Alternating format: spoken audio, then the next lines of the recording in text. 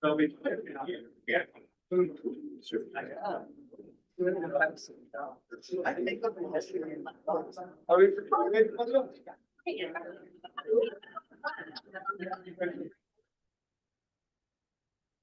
Good evening, everyone. Thank you for coming out this evening to this strategic planning session held by the Taos Municipal School Board.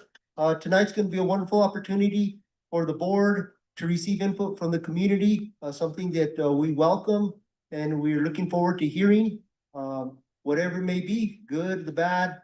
It's very important that we hear your voices, we hear your concerns, and we hear your needs.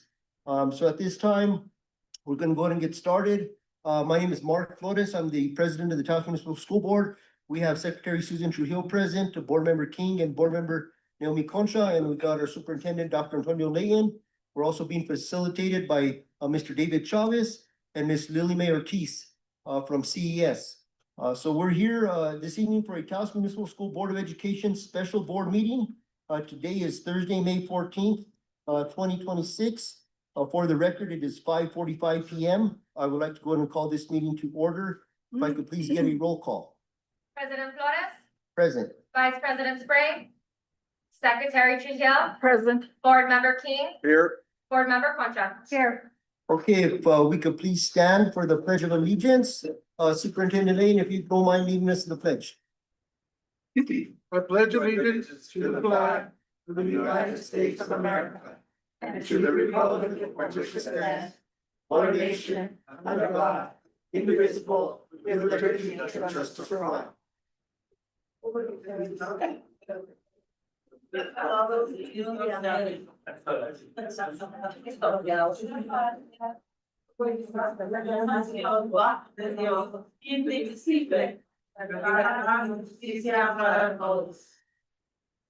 Thank you. Item 4 of the agenda is our land acknowledgement statement. It is respectful to recognize the unique and enduring relationship that exists between indigenous people and their traditional territories. We acknowledge that we are on the historic homeland of the Red Willow people within the original territory of Taos Pueblo. This acknowledgement will oblige as a reminder of our ongoing efforts to respectfully recognize, honor, reconcile, and partner with the Red Willow people whose land and water we benefit from in this great valley today. Item 5 is approval of the meeting agenda. I don't anticipate any proposed changes to the agenda. We just have a public comment in our presentation, which is input for strategic planning and student outcomes focused governance. Superintendent, recommendation for the approval of the agenda? Okay. At this time, I would like to make a motion to approve the meeting agenda as presented. A second. We have a second from Secretary Trujillo. Call for the roll. Board Member Concha, Yes. Board Member King, Yes. Secretary Trujillo, Yes. President Flores. Yes. Okay, item 6 is public comment. Any interested person may submit data, views, or arguments in writing to the board on any school-related topic by submitting their comments to the Executive Secretary, Mrs. Samantha Gonzalez, who's to my right here, at samantha.gonzalez@taoschools.org. An individual or representative wishing to give public comment shall register prior to participating in public comment. Additionally, when registering for public comment, the speaker shall be required to identify the subject matter of their proposed comment when they register. Speakers are allotted 3 minutes or an amount of time otherwise designated by the board president at the beginning of the meeting. The board president, in his or her sole discretion, may shorten or lengthen the comment period time to ensure that the meeting is efficiently and promptly conducted. All speakers are required to abide by all time limitations, and all speakers are strongly encouraged to avoid personal attacks and to utilize all administrative avenues for complaint resolution before bringing issues to the board, to avoid identifying students and comments, and to present all comments professionally and respectfully. If you are an individual with a disability who is in need of a reader, amplifier, qualified sign language interpreter, or any other form of auxiliary aid or service needed to attend or participate in the hearing or meeting, please contact the office of the superintendent at least 1 week before the meeting or as soon as possible. So at this time, we would like to welcome any public comment. I do encourage and welcome any public comment. There is a sign up sheet here at the podium. If you have not signed up and you wish to speak, please sign up for the record. We do hold pretty tight to the 3-minute timeline.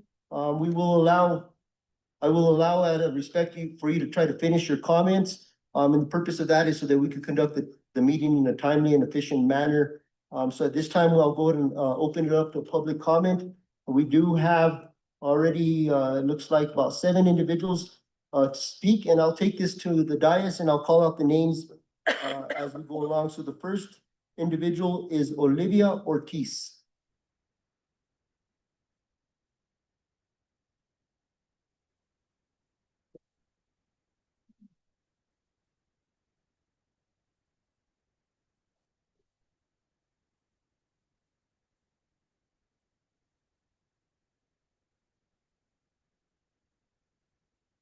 Hello, everyone.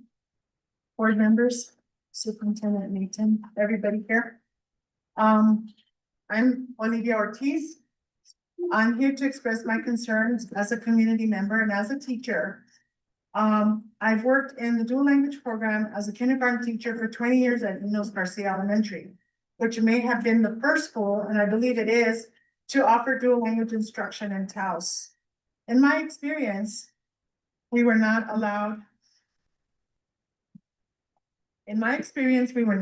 to speak Spanish in school. I realized the importance of enriching my home language.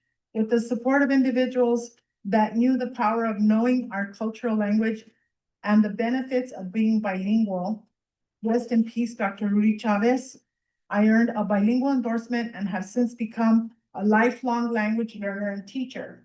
Likewise, the dual language program at Enos Garcia should have the support of our administration to provide our language learners with the best chance to succeed in a multilingual world.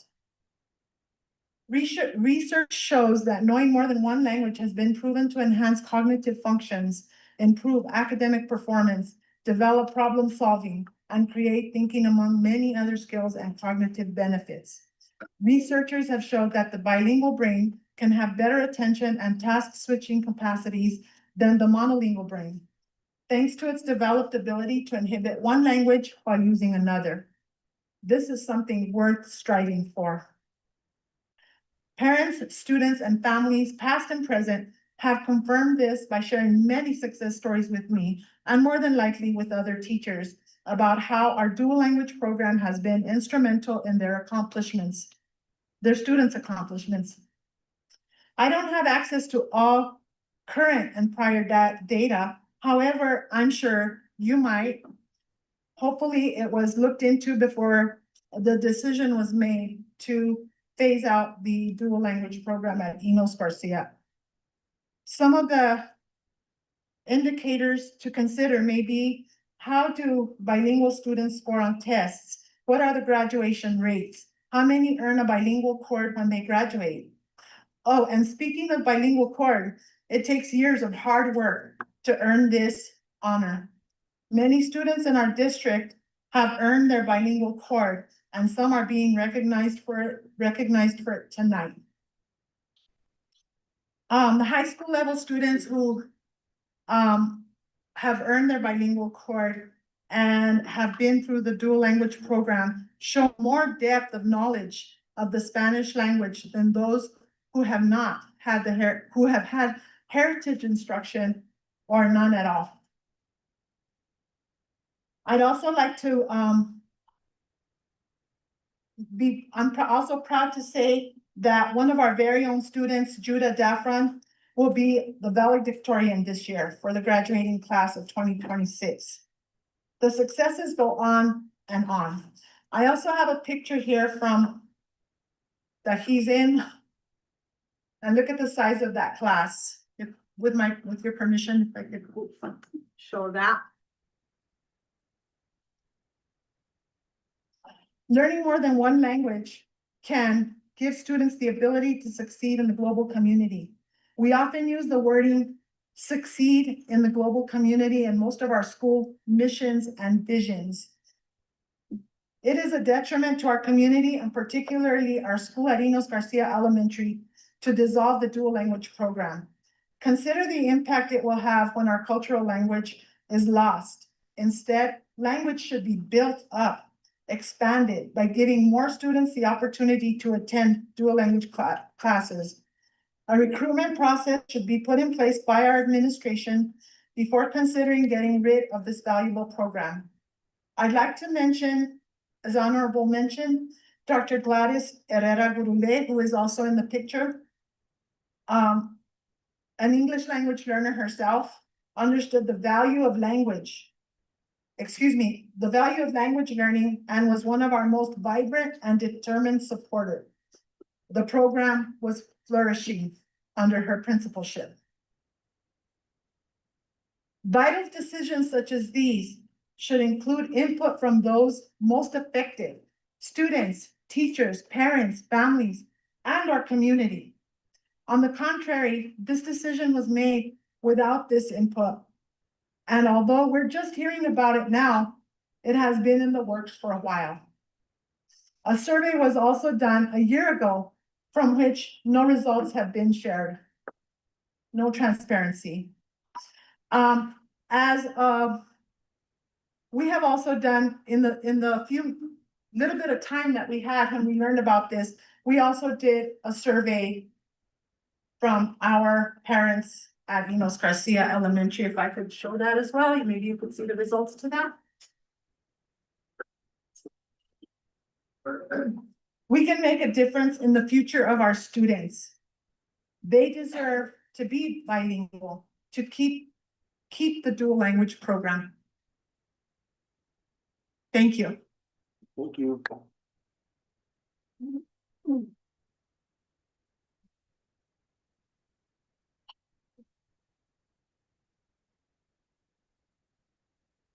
Next, and I'm sorry, is it Darlene? Yes.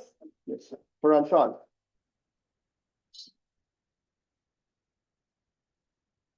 Branch, I'm sorry. Yes.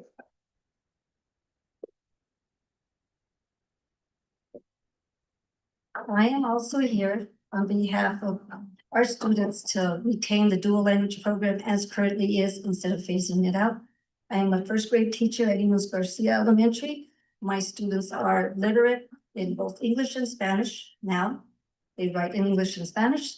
However, the vocabulary, the comprehension is a little lacking because it takes a little bit of time for them to acquire that in speaking as well. But school board members, superintendent, the community stakeholders and staff. I am here to express my strong support for the bilingual program as is in its current form at Enos Garcia. This program is more than an educational model. It is an investment in our students, our cultural heritage, and the future and economic strength of our community. Northern New Mexico has a unique linguistic and cultural identity shaped by generations of Spanish-speaking families, indigenous communities, and multilingual traditions. A dual language program honors the heritage while preparing students to succeed in an increasingly interconnected world. Eliminating or reducing the program would mean losing a vital bridge between our history and our future. Research consistently shows that students in dual language programs often achieve equal or higher academic performance compared to their peers in monolingual settings. Students gain stronger literacy skills, improved cognitive flexibility, and greater problem-solving abilities. Just as importantly, bilingual students develop confidence in communicating across cultures, an essential skill in healthcare, education, business, tourism, public service throughout New Mexico and beyond. For many families in northern New Mexico, Spanish is not simply a second language. It is the language of grandparents, traditions, local stories, and community identity. When schools support bilingualism, students feel valued and seen. They learn that their culture is an asset rather than something to leave behind. This creates stronger family engagement and more inclusive educational environment for all students, regardless of their background. Dual language education also benefits English-speaking students by expanding their opportunities and preparing them for competitive careers. In today's workforce, bilingualism is a major advantage. Employers increasingly seek individuals who can communicate with diverse populations and work effectively in multicultural environments. Retaining this program helps equip students with practical skills that will serve them throughout their lives. In a region as culturally rich as northern New Mexico, preserving bilingual education is also an act of cultural preservation. Schools play a central role in keeping local traditions and languages alive for future generations. Reducing support for dual language education risks weakening one of the defining strengths of our community. I respectfully urge you to continue supporting and investing in the dual language program as currently is and not phasing it out. Maintaining it demonstrates a commitment to our academic excellence, cultural respect, and equal opportunity for all students. Our children deserve an education that reflects the richness of the community they come from and the possibilities that lie ahead. How many of you will be here to witness the effect of the decision that will be made to phase out the program? I'm asking that 3 reasons be provided for phasing out the dual language program to exclude financial and budgetary concerns and class size be comparable to the English class sizes. So I don't know what the 3 reasons would be. And in closing, please consider that phasing out the dual language program will affect those students who are in most need. Okay. Thank you for your time and consideration to the families and students of Northern New Mexico.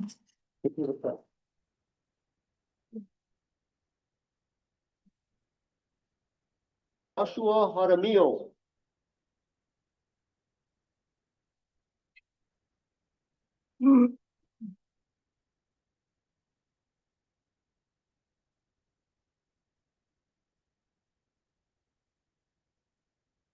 Good evening, board members and faculty.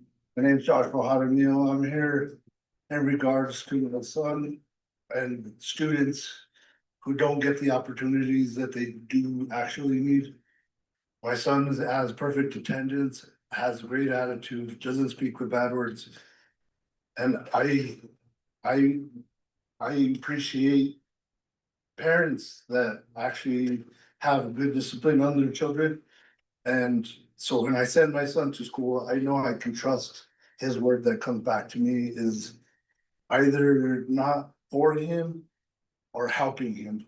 And I'm here in regards to when I was young, I got hit by a teacher. I got my head slammed into a desk and he gave me a concussion and a whiplash.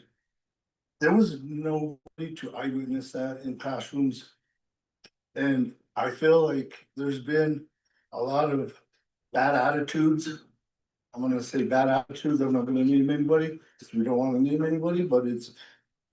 If a student talks to you respectfully, I think it's a two-way street. It's not.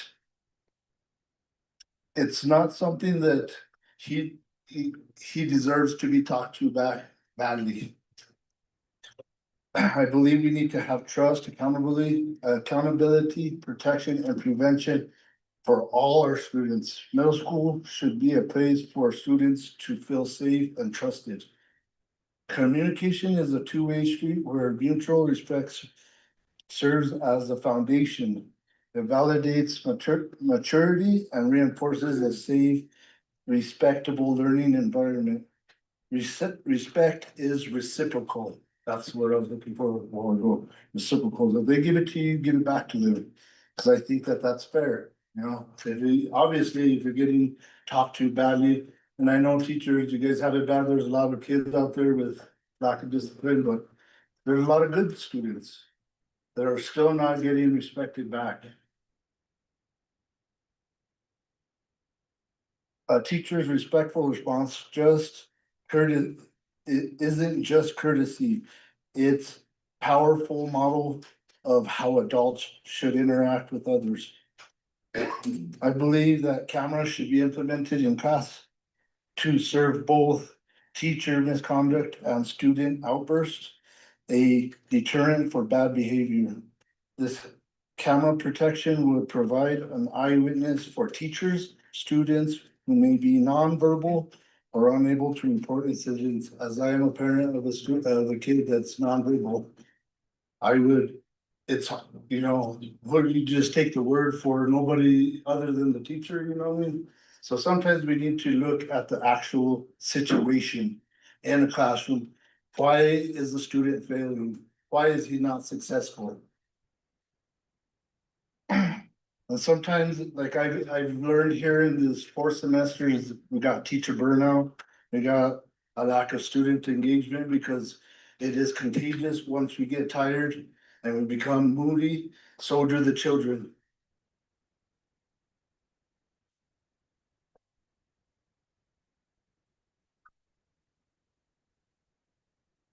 This is the moment attitudes, disrespect, compassion fatigue becomes the ripple effect. I call it social pollution. This is when the environment for school starts poisoning everyone. Compassion fatigue occurs when the emotional and the emotional coat of the teacher for the others gets exhausted. A ripple effect causes teachers to lose their emotional bandwidth required for patience. This can lead to shorter fuses, less individualized support, and a breakdown in the student. Teacher bond, the primary driver of academic success, is a good leader, somebody that's not exhausted. I know it's hard to not be exhausted at the end of the day, but we need to reciprocate the respect we're getting back and forth. Emotional exhaustion is contagious. I just said that earlier. So the moment that you're tired and you jump at the student, I've been getting the same at home. It's like, well, where did you pick that up from? And this is a teacher that I've been actually experiencing right now.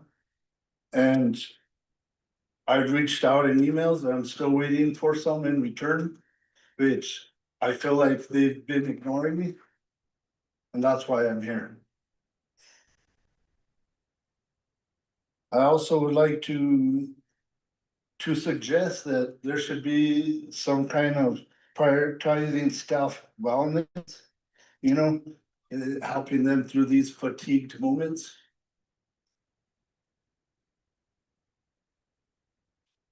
I think that it would add stability and safety for the entire school district, any school district, you know, they need support. Teachers need support, kids need support. I'm just finding out actually after, instead of threatening my son with S, how about suggesting tutors that you guys actually have access to? I just found that out a while ago from Mr. Superintendent. That would have been super helpful since the beginning of the school year. And I do put a lot of trust into the school because I am a very busy parent. I have a lot on my plate. I have a disabled child. He's epileptic. He has a G2. There's constant issues all the time. So for me to intervene with teachers, especially when there's no eyewitness and there's just hearsay, seems like only one-sided to me. And I'm just, you know, concerned that that's becoming a trend. We're not focusing on the child anymore. I found out he had a bad grade before I even got a phone call. It's like, let's work on being successful with the kids rather than threatening with bad grades. I want to see all these kids become looking up to all these teachers. Like I had a lot of mentors in school growing up that I won't forget. For one thing is Mr. Laz Cardenas, he taught me how to use my tape measure. Now I build houses. And you know, even though I was, you know, always like a mediocre student, I wasn't the smartest kid. I have the smarts, I have the capability, all because I learned and aspired from a teacher that took time for me. And that's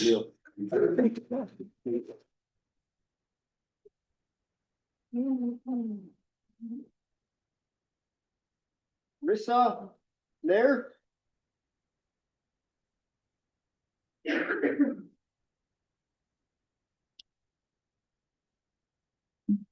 Hello, thank you, school board members and superintendent, and everybody in the community I see out there who I know from all different realms.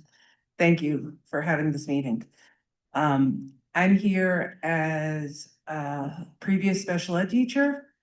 I am a licensed school counselor, and I am a parent of a student who used to attend the schools who doesn't anymore. And I am here to lobby for you guys to create some sort of volunteer task force. There are many members of this community who would love to come in to the schools to support teachers in all sorts of ways. And the process to get into for me as a counselor to work with the kid that I work with at Enos and at Arroyos was 7 months to get permission to get into the schools. Because the fingerprints are only for employees. There's one category and then it gets put into the employee and then it gets filed.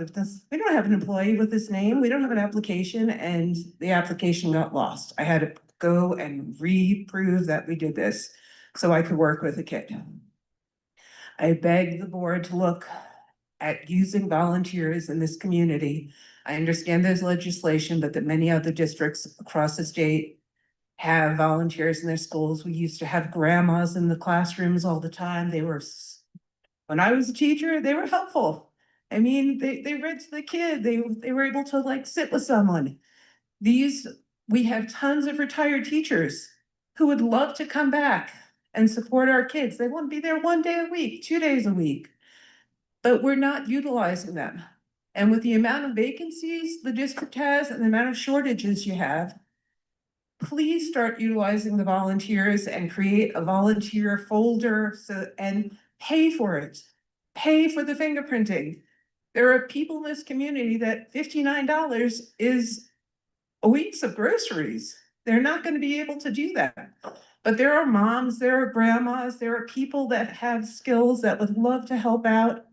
I know I don't speak for the high school PTSO, even though I've been part of it, but we've been working so hard and we're gonna be volunteering at all these events for senior week, you know. There is a group that is out there, and I beg you guys to consider starting to utilize the community and let the community come into the schools. I used to do crisis stuff, and I'm not even allowed to go into the schools to help with crisis. And we had one. And nobody let me come in and help and provide support. That needs to change. I beg you to think about that and consider it. Thank you.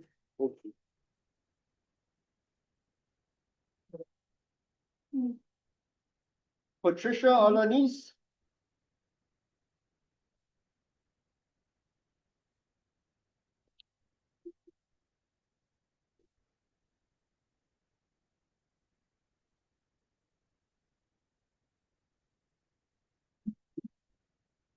Good evening, Superintendent, board members, and community teachers.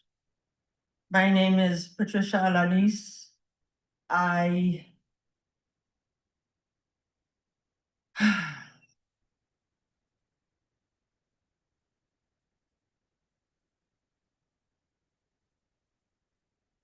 taught in this district's dual language program for 18 years at Enos Garcia. It was a part of my soul. I still have long and hopefully lifelong relationships with my parents and my former students. I retired in 2024 with the intention of coming back 3 months later, sitting out the time frame that is allowed by the retirement board. That was known. I made the decision knowing that I'd have to start climbing the ladder one more time. I was willing to do that. I will finish that in a little bit. I've seen firsthand how dual language builds biliteracy, academic achievement, and cultural pride for both English dominant and Spanish dominant students.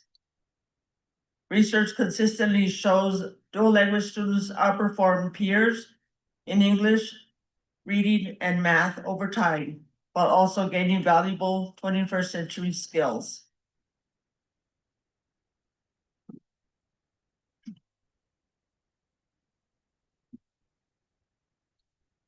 When I say both English dominant and Spanish dominant students, we have a lot of Spanish dominant students.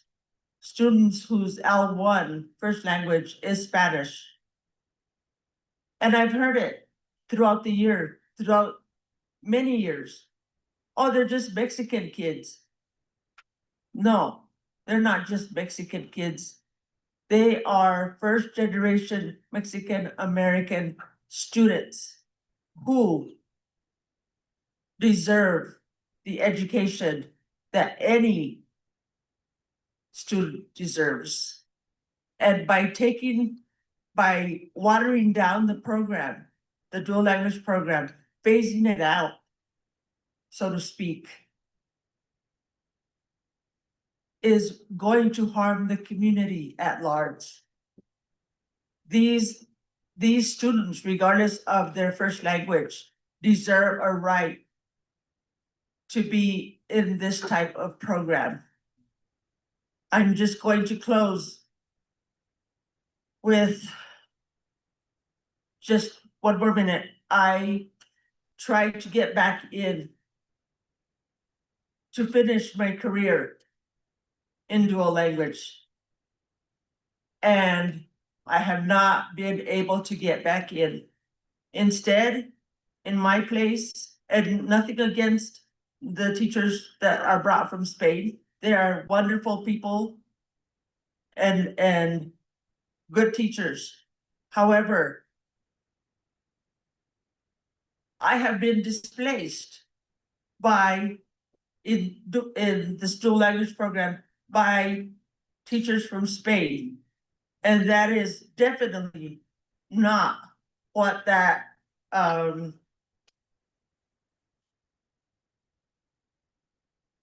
where is it?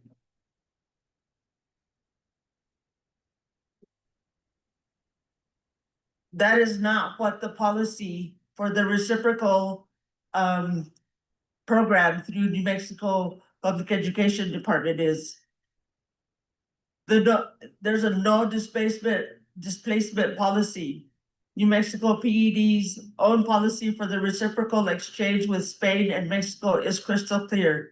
These J1 teachers are not to displace US or New Mexico teachers, and the program is not a staffing solution. Beginning exchange teachers while dismantling our own dual language program raises serious questions about compliance with both state and federal exchange rules. And I did speak to an administrator both times that I've applied. And I brought up this exact policy.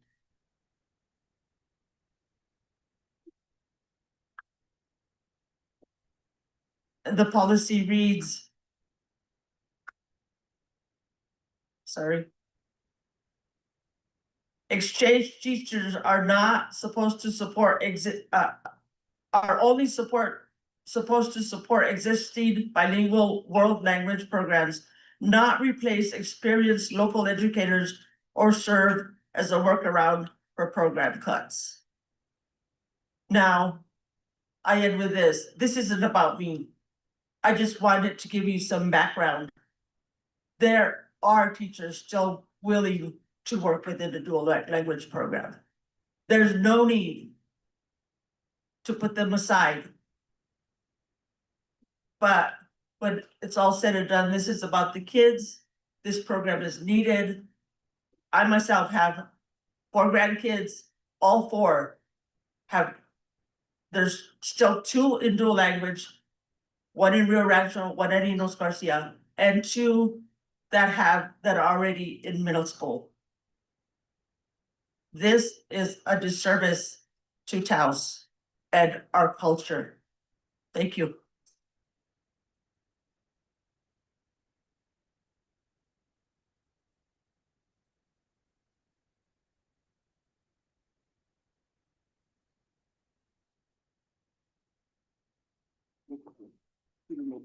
Peter Miltopher. Sorry about the handwriting. Good evening, board members, Dr. Layton. I was not aware of the dual language programs being cut out. That's a travesty. I thought it was a loss for the French to go in the high school, but to cut out dual language, northern New Mexico. Stupid. And it's a benefit for the children, the students throughout the country, wherever they. But I came to ask a question. The school bond was passed, and it was to I guess to replace this building. It's my understanding this building is a good building. It could use some retrofitting, but why spend the money on a new building where you have a perfectly good building that needs a few repairs, and use the money to enhance the programs and not cut out dual language teachers, but use it to enhance the social emotional programs and academic programs. So I don't know how the school bonds could go forward, how it's going to be used, but that is my question. Thank you.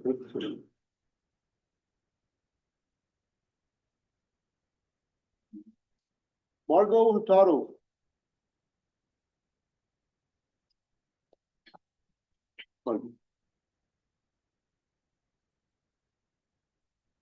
Hello, Margot Hurtado. I am a parent and also a speech pathologist for the district. I didn't prepare any remarks because I didn't know about the bilingual program being cut at Enos.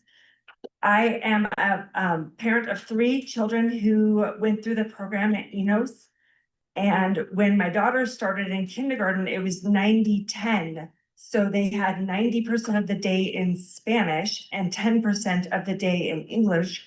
And she learned to read in Spanish first, which was a great way to learn to read because it's all phonetic in Spanish. And then by the time my 3rd one went through the program had been changed to 50-50. And I remember advocating at the time to keep the program 90-10 because it was so successful with my older children. And it was changed. My 3rd child was in kindergarten at the beginning of COVID, and the program was 50-50, and he never learned Spanish. My older 2 children tested into the honors of Spanish for native speakers at the high school and will most likely graduate with the bilingual seal. My 3rd child, when we went to Mexico, didn't know the difference between a peso and a beso. Which was very cute. We teased him, but I wish he spoke better Spanish. My second item that I'd like to speak about is the school start times for secondary education. And this has been brought up to the board before because my daughter gave a great presentation to the school board a year ago about shifting the school start times between secondary and primary education, because the research shows that teenagers' brains need more sleep in the morning. Their circadian rhythms shift as they go through puberty, and they need to stay up later to do their homework, to socialize with their friends, to get all their sports and activities done. And then they need to be able to sleep in a little bit later in the morning. Many school districts have shifted to this. APS did that. California has done it. And Taos can do it too. We have problems just like everyone else does in terms of busing, sports, caregiving, and it's a simple solution to just swap those school start times, and it does help with student outcomes. The research shows that teenagers that get to sleep in a little bit more in the morning, they have better attendance, they have better engagement, and they have better test scores without doing anything else. So those are my 2 points. Thank you for listening.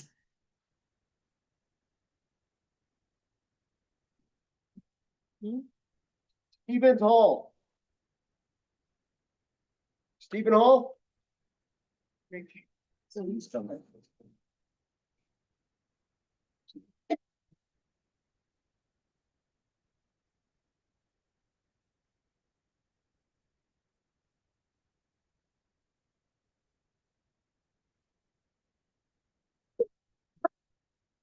It's Charles Stevens Hall.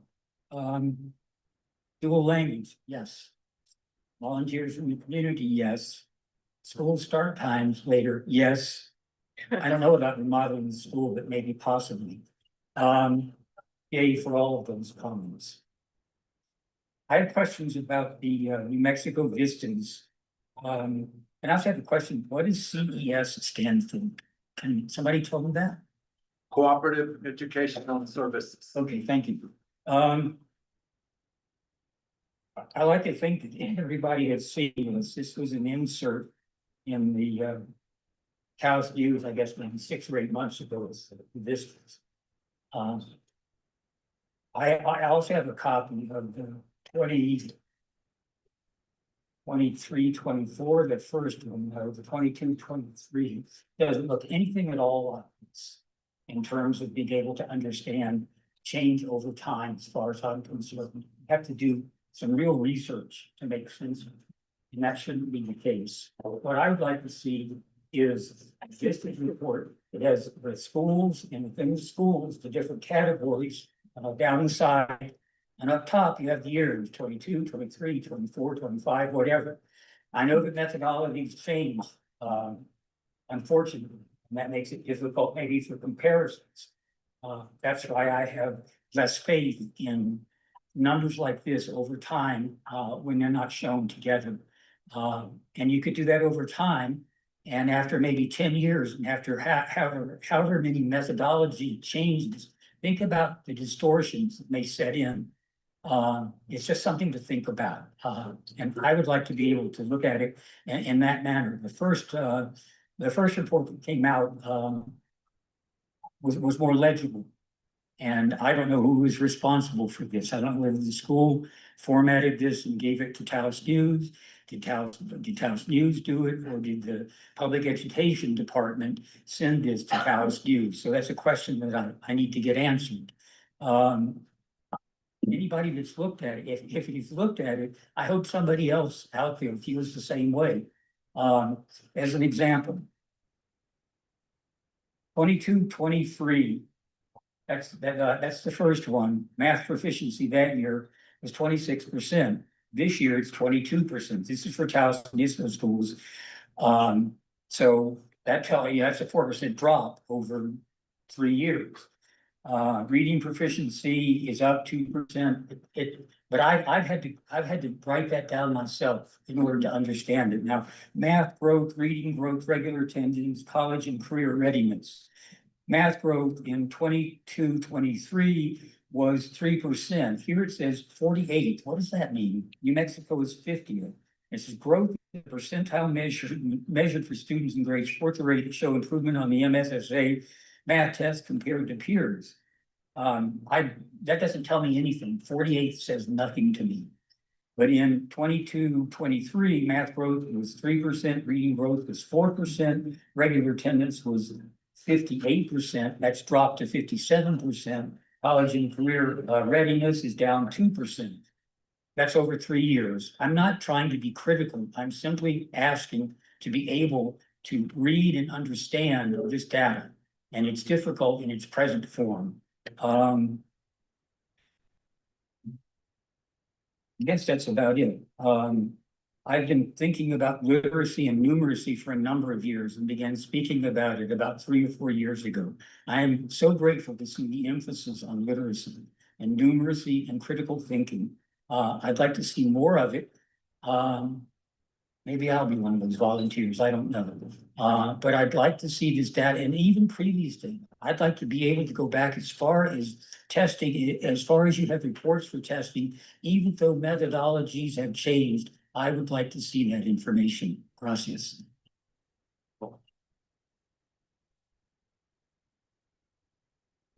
We have Bethany Alanis.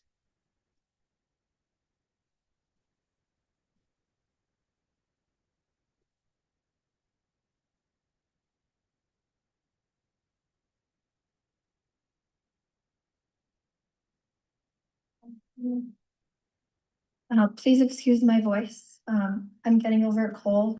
I work with our youngest learners in the district and they're still learning about personal space. Off straight into my soul. I'm also here today to speak on behalf of the dual language program at Enos Garcia, both as a parent and as an educator. The dual language program has had a tremendous impact on both of my children. Noah Santisteban, who's a second grader right now, and my eldest son, Elijah Santisteban, who's now a seventh grader. They both have participated in the dual language program at Enos Garcia. Both of my children have had the privilege to have been taught by all three of my colleagues who are here with me tonight. Miss Olivia Ortiz in kindergarten, Miss Darlene Branch in first grade, and for my eldest son, he was also taught by my mom, who spoke earlier tonight, Miss Patricia Alanis in fifth grade during her last year at Enos Garcia. Through dual language education, both of my children have shown strong academic growth and success in their test scores, while also gaining the lifelong benefit of bilingualism and biliteracy. As an educator in the preschool program at Enos Garcia, I see firsthand how important early language development is for our students.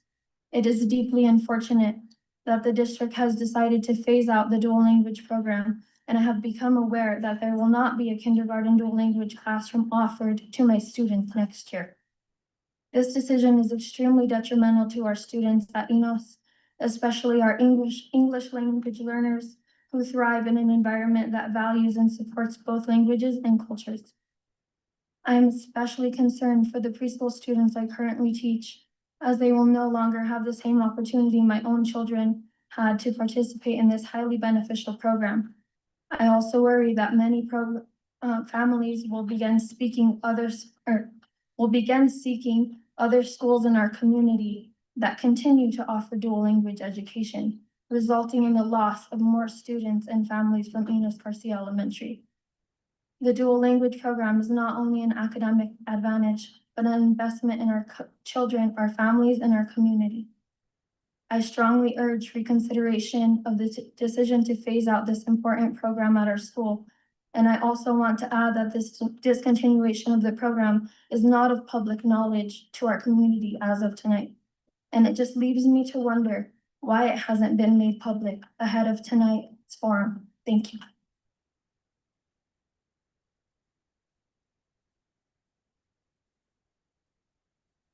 So those are the only individuals listed on the public comment sheet. We're gonna go ahead and move forward from public comment at this time. Mr. Travis.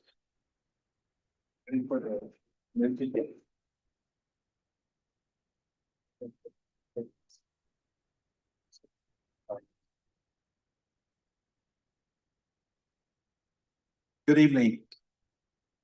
My name is David Chavez. I am the Executive Director for Cooperative Educational Services. We're working with the school district on the development of a 3-year strategic plan. Taos Municipal Schools is a part of another initiative that we have going on in the state. We have 13 school districts that 3 years ago started and participating in a 6-year study. As a part of that study, we did, and I'll just be very brief with this because I want to get to identifying needs.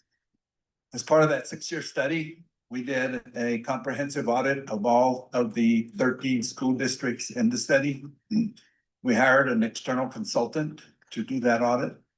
We wanted to know and understand where districts were relative to curriculum and instruction, finance, facilities, all of the programs that they had in place. So audits were conducted, a comprehensive audit to get that information. After that, we then either developed a strategic plan for each of the 13 districts or worked off an existing strategic plan, which Taos had one in place at the time. And worked off their existing plan to see if it aligned with the needs that were identified through the audit. That was 3 years ago. It is time now to refresh those strategic plans. We're doing that with all 13 districts in the study. The contractor that we had to do the initial audit are actually coming back into the state to conduct another audit. This one will be less extensive as the first one.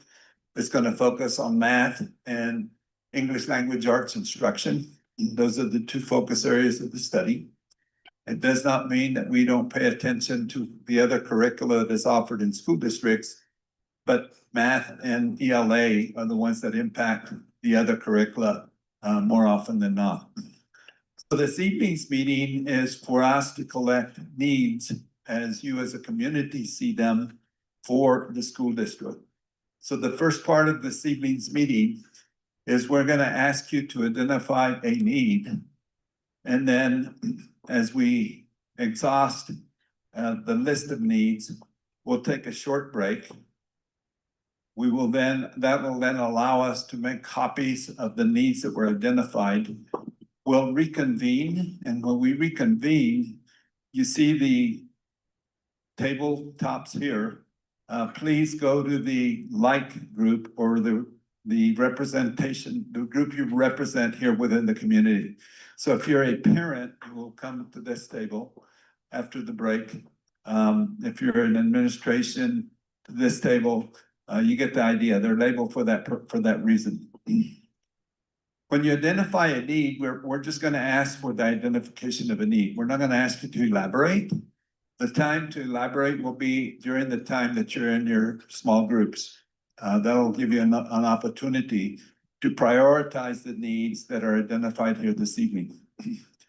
You'll do that as peer groups initially, and then we will take another break once that has occurred. Dolores Lujan here is my admin support. And I also have Lily May, she was introduced earlier this evening. She's gonna be working with Dolores to key in the data, the information. Once we have the peer group rankings, we'll come back and prioritize those rankings. We'll come back in mixed groups, stratified groups, and that'll be the last ranking of the evening. So a need, you can go to the first slide where I identify a need. A need is identified as where the district is now and where it desires to be. So needs could be in the area of finance, funding. It could be in the area of parent community involvement. It could be in the area of curricular programs. You heard some of that here this evening. Or it could be in clubs and organizations. Just let us know what you perceive to be a need for the district. So if you want to address bilingual education, for example, it would be dual language. That's listed as a need. Whenever we come back into the smaller groups, you get an opportunity to discuss that in greater detail. So with that, I would like to open it up to the floor for you just to identify a need. If you'll just state your need, Dolores will capture it. We'll make sure we captured it correctly, and then move on to the next person and allow that individual to state their needs. So is there anyone that would like to start?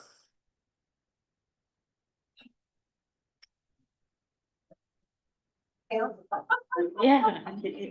Let me know what the need is, if you would. Yeah, Like to retain the dual language program as is and not phase it out, not water it down. okay. So we'll state it as, retain the dual language program as it currently exists. Does that capture it? Yes. Thank you. Another need, yes, ma'am. We need substitute teachers. So substitute teachers, a need for substitute teachers, additional substitute teachers. That goes with volunteers. Okay, additional volunteers. Volunteers, there is no addition. Oh. Have volunteers available in the schools? Make it easier for people to be able to come in and out. Got it, make it easier for individuals to come in and be They streamline the process to get people who are capable people in our community to come in and out. streamline the process for individuals to become volunteers within the school. That work? Right there, yes. School funding and support for special education and reading, math, elementary. full funding for special education and reading and math interventions. Staffing, what I mean by funding is staffing. That's staffing. Certified licensed staff, Yes. licensed staff. Yes, ma'am. Making communication in the process of parents, proper teachers, proper parents. Those being able to reach out to board members, like the process is streamlined. Streamline district-wide communications. So, yeah. Capture that one, Doris? What's the first? What's that? For special education, mathematics, and reading interventions through certified staff. Yes, ma'am.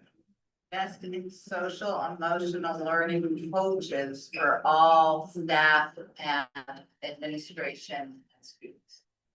Invest in SEL, social emotional learning coaches for staff, students, administration, school personnel. Yes, ma'am. We need transparency from our administrators to the staff. More transparency More transparency, and involvement of staff, parents in decisions that are made. parent community involvement in decision making. Hi, Mr. Travis, a morning break for the students and staff, just like the workforce. It's like a 15-minute break, right? Just people work 8 to 5. And then, maybe a little bit longer lunch. Recess. And a little more time for planning for the staff. Staff has a little bit more time. So morning and afternoon breaks? Yeah, like. Yeah. 10 minutes, 15. And then more planning time for staff? Was another one? Did we miss any of those? Morning breaks, longer lunch. Yeah, and the lunch, a little longer lunch, about 10 minutes. And a longer lunch? And we include that with the breaks? Another one. Yes, ma'am. Custodial staff, don't we have custodial staff? Okay. Custodial staff. Yes, sir. First guys give the staff problem, that's how you want to see all around you. You know, when it comes to fatigue and the end of the school year, you just need to prioritize staff wellness. Staff wellness. I like No. the second school start time. Yeah, I was gonna say, it's like prioritize students to help me.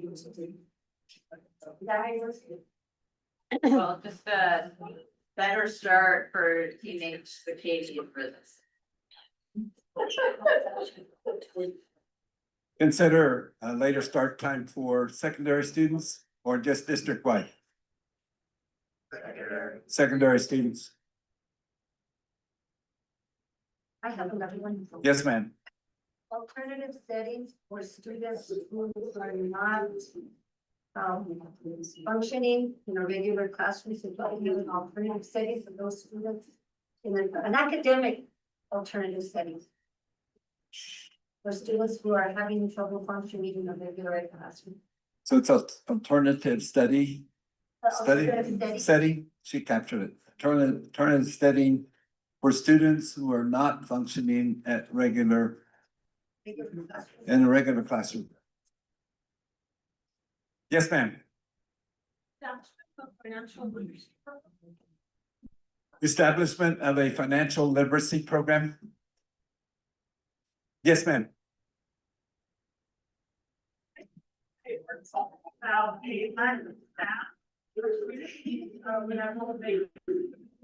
And we've also had, you hear me? Yeah, no, did you come up, please? I'm sorry. At my school site, we have a concern about our staffing needs. We've had several positions left vacant that have not been filled that are key staff.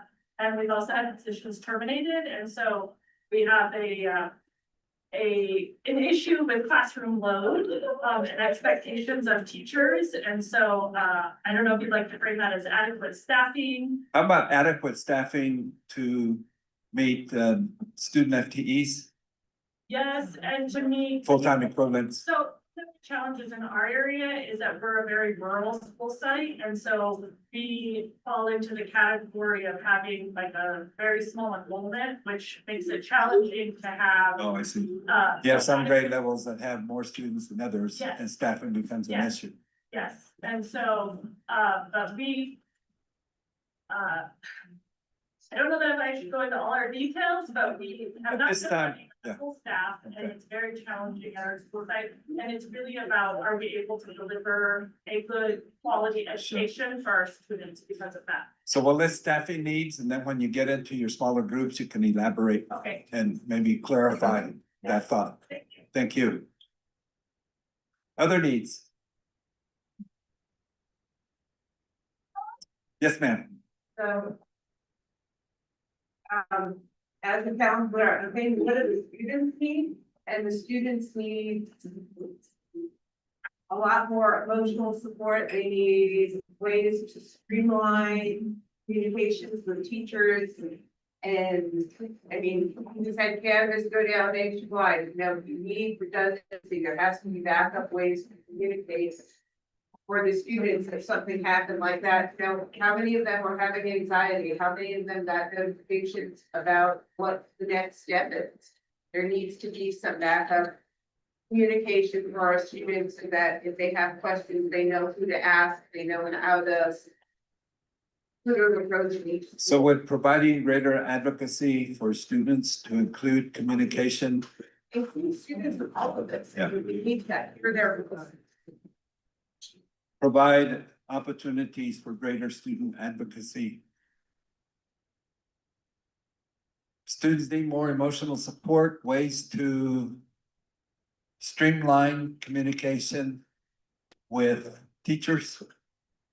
Did that capture your thought? Yes, sir. I believe the parents need to be informed of the guardrails of cell phones, the usage, what's the daily recommended usage per day for cell phones and electronics, regards of screen time. From in regards kindergarten all the way up to high school. And that's at the beginning of the year.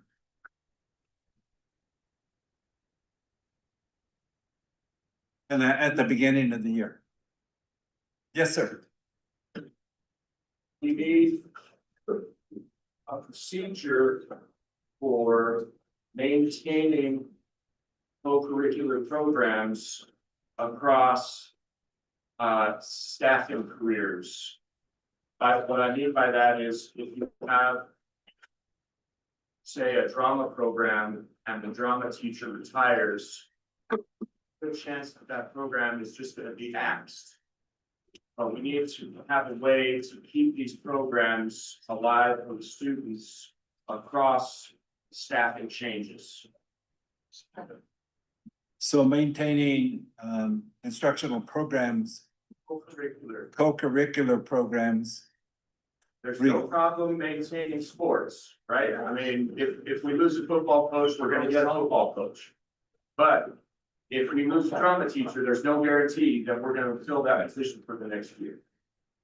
So keep co-curricular programs alive through staffing changes. Does that capture your thought? Yes, ma'am.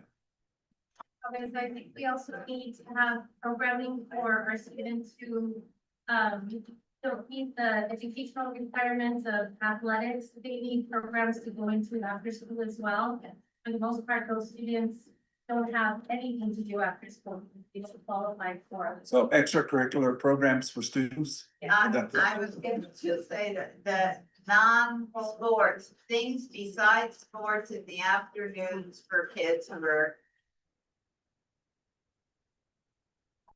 Programs for students who do not meet No, education. other than sports, just say other than sports, it doesn't mean they're not athletic, it's just other than sports. Well, I think that I'm more for our students who may have an F or two Fs, their GPA just isn't right at where it needs to be. They also need to have programming, and that's what we've seen with a lot of our students, that they benefit from having an extracurricular activity. Right. So I think what you stated earlier was those that don't meet the academic requirements to Right. participate in sports, they still need some type of extracurricular activity. So let me see if this captures your thought. Programs for students who do not meet educational requirements for sports. Is that, okay, yes, sir. We need a GED program to stop the bleeding that goes to UNM. We lose a massive amount of our funding in the form of 20 to 30 students per year who drop out to go to UNM with no reciprocal return from UNM to us for that loss of funding.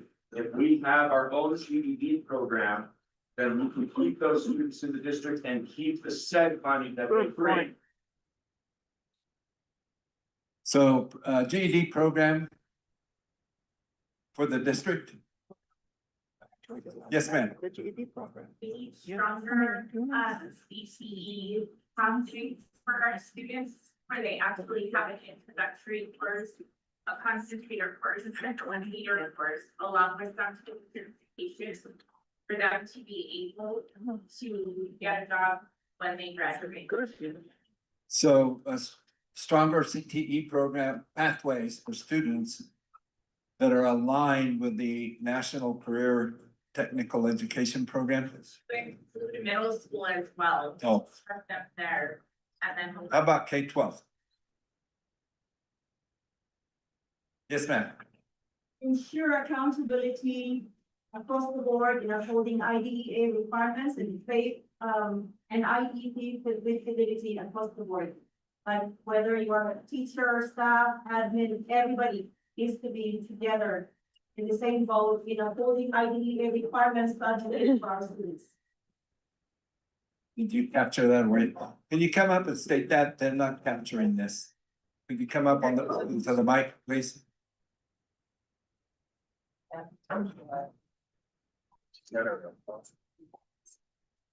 So all I want is in advocacy for the SPED department.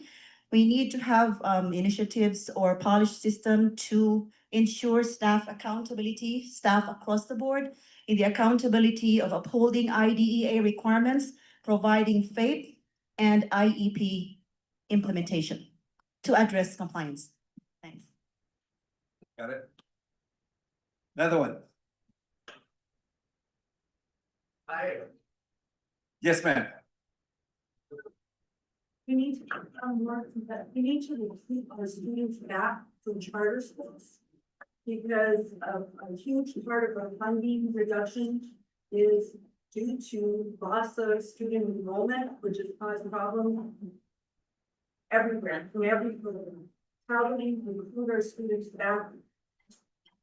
Show them really how competitive we are and can be, and the high quality of our teachers in order to So would, maybe respond, be able to respond to some of the concerns that are about protection. so strategies to bring students back to Taos Municipal Schools? Or return back to Taos Municipal Schools here and then over here. Okay. Yes, sir. I think trips and the ability to visit jobs, sites, colleges is very, very important. It's that growth to do. So I think exploring ways that we can get our students to visit sites a little bit cheaper. Like work-based learning experiences and then just field trips. Finding revenue sources to support field trips. Back here and then here and then here. Provide or initiate programs that will empower our EAs to be more proactive in their services to our students. And make them as part of the educational instruction, data-driven instruction, whatever decisions we have, because they are part of the team. But we also need to empower them to become teachers in the future with all the skills that they need to provide for our students as a strong support system.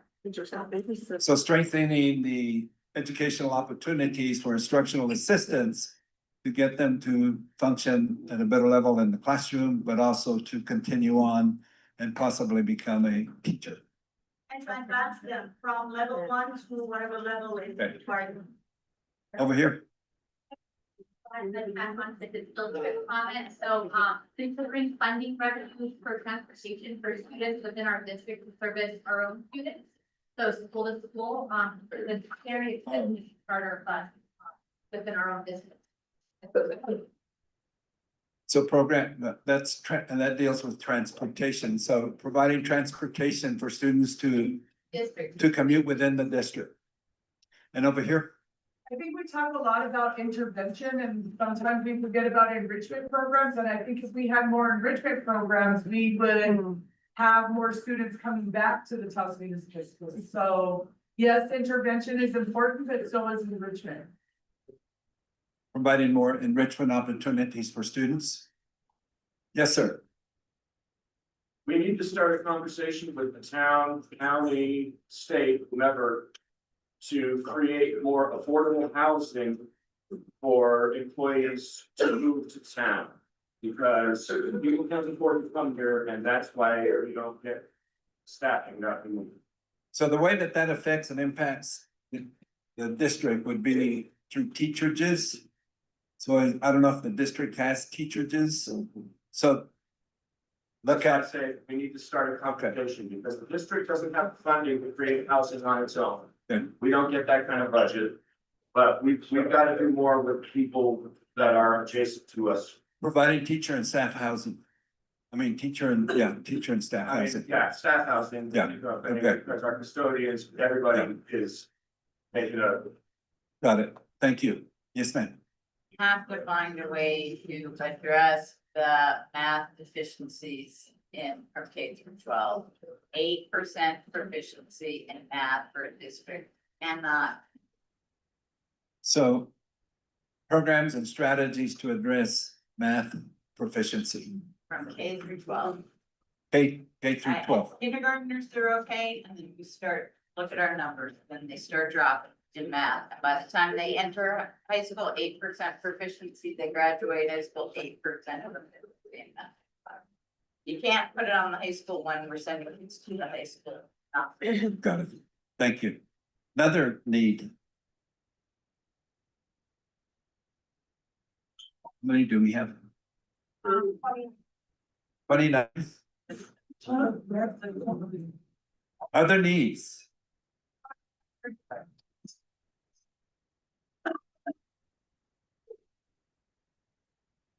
Yes, sir.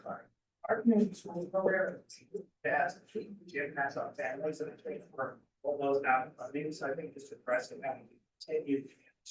Continue supporting community schools in the district. Yes. Other needs? Yes, sir.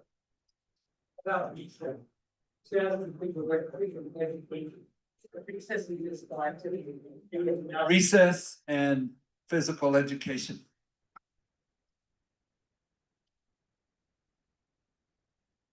Other needs?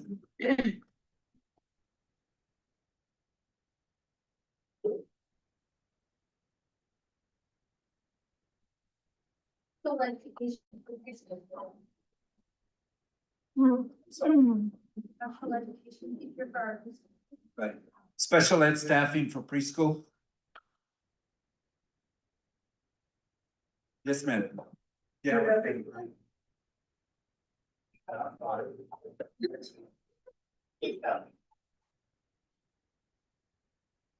Any other needs?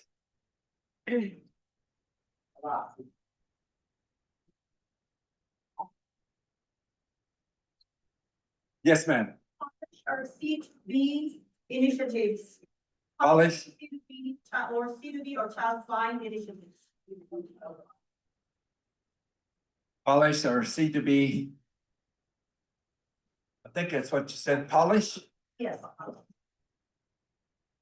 Polish. There's C to B programs. And child find.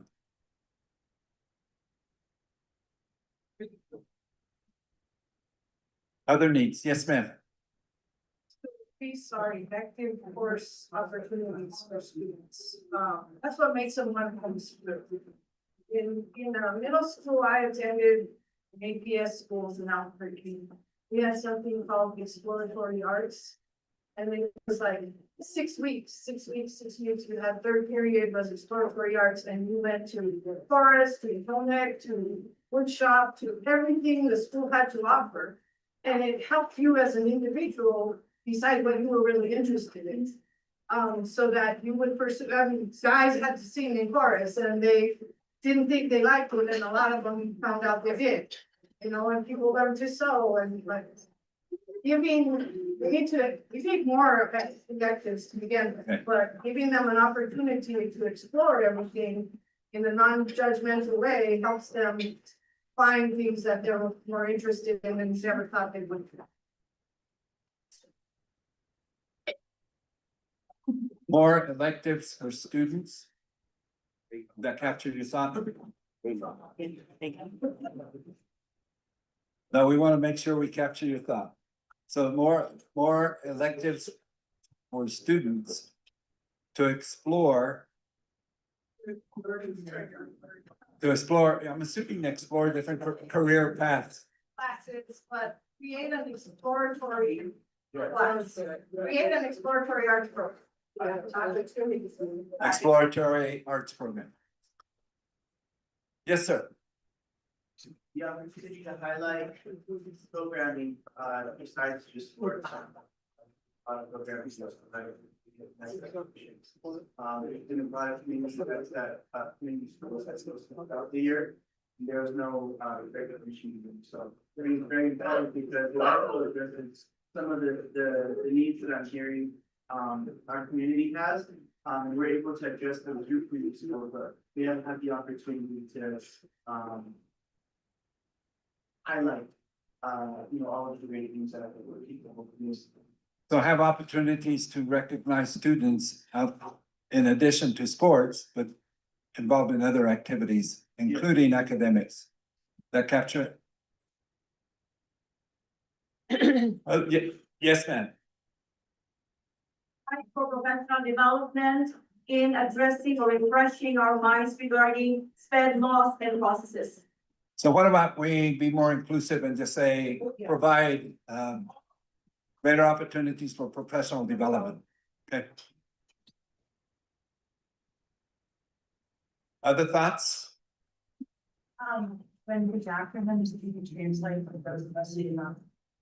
Okay, which acronym in particular? There were a lot of. So when you state an acronym, would you just special education? Yeah.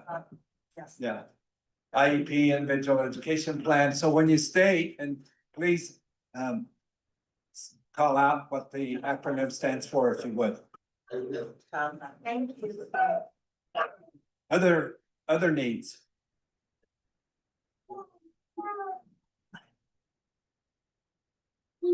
How many?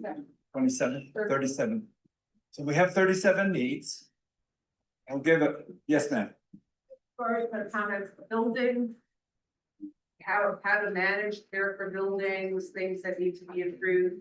I know PTSS talked about how to help with the courtyard of the high school. So we need comments on what the buildings and our taxpayer money is to improve. So facility maintenance and operations? Yep. Yeah. Facility maintenance and operations. Other ideas? Or needs? If not, it's going once. You know what? I have one. One more. Here we go. I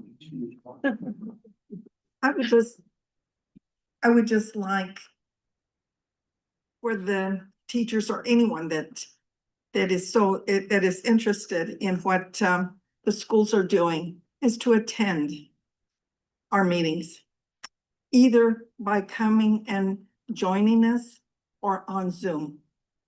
It is the presentations that our principals provide for you all and for us is incredible.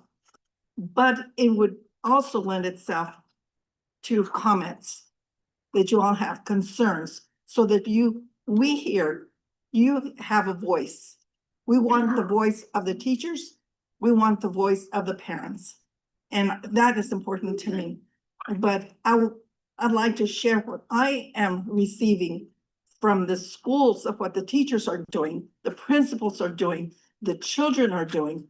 I would like to share that with all the parents because it's exciting to see what the growth that has, I mean, we've grown and we're going to do better. But again, it's all of us together, all of us as a community, and we all are part of that. We have our children. The greatest asset, the greatest investment that we can make is our children, but the parents, inclusive, please, please be a part of us. Let me see if I captured your thought, and then, Mr. Flores, I'll pass it on to you.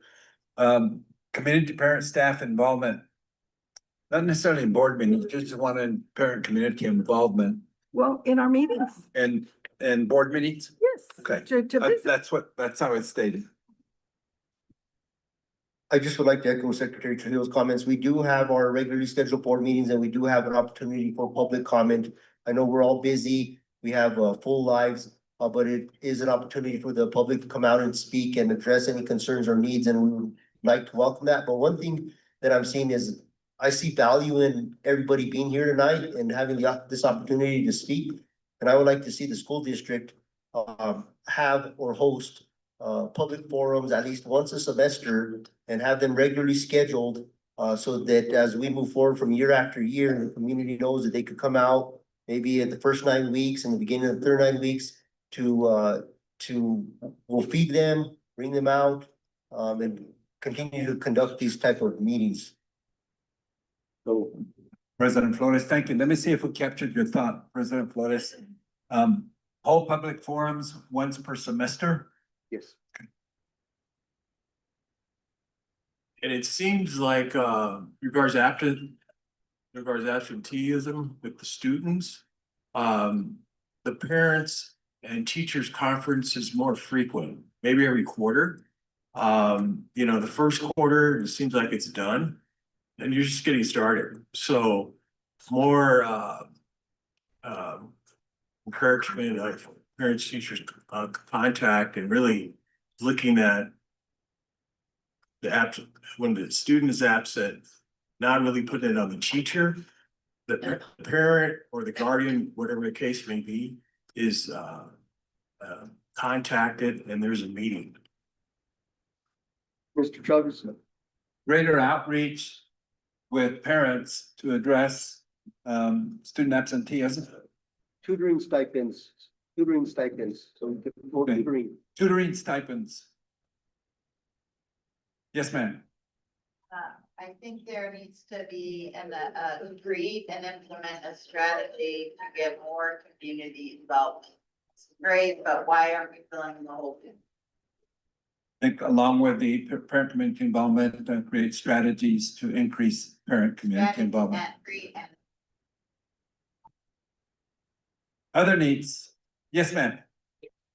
Say for staff training, I work with kids that have autism and I would love to know the whole aspect, of what autism is and ways that I could help. Would you be okay? That comes under the umbrella of professional development. So that would, I think that would capture your thought there. Okay, thank you. Yes, ma'am. And efforts in building relationships with each other, at the same time advocating for mental health. That's again, I think it's about staff wellness and well-being.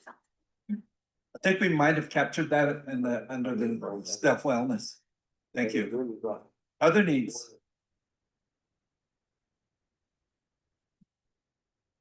So we're gonna take a short 15-minute break. And during that time, I believe you all wanting to address the community during the time they're in break. Yeah, so as a formality, I'll make motions and so say 15 minutes. So as a formality, being that we're in a meeting, I would like to make a motion to enter into a 15-minute break. Second. We got a second from board member King. We'll call it 7:10. and reconvene at 7:25. Call for the roll. Board Member Concha?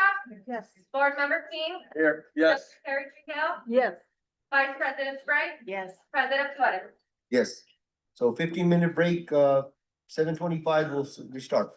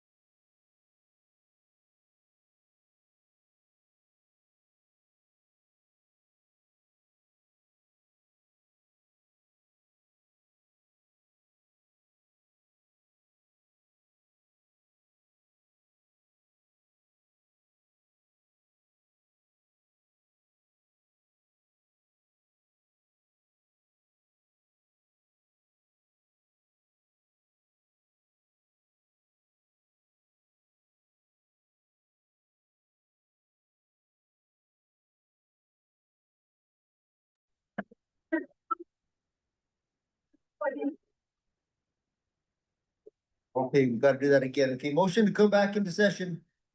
Second. We got a second from board member Concha. Please call the roll. Board member Concha? Yes. Board member King? Board member King? Board member. Secretary Trillo? Vice President Sprague? Yes. President Flores? Yes. Mr. Chavez, it's all yours. Thank you so much. It looks like we've lost some of our participants. So what I'm gonna have to do is reconfigure our groups. So how many non-certified staff do we have here? Can you hold up your hands if you're non-certified? So if we could have you convene at this table, that would be great. And staff, looks like we have quite a few staff. What I'm gonna ask staff to do, because we have quite a few staff, is assume a different hat this evening for some of you. We're gonna need more of you to be in our parent group. So if you're a staff member that has students in the school, if you could come and join this table here, we need about 3 more over at this table.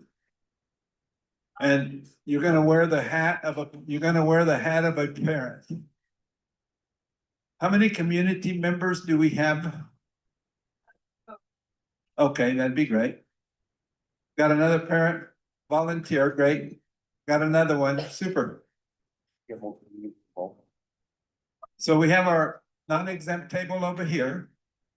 Those, or your native community, you're gonna represent. We have a sole native community person here. If there are any other native community members here, you could come to this table.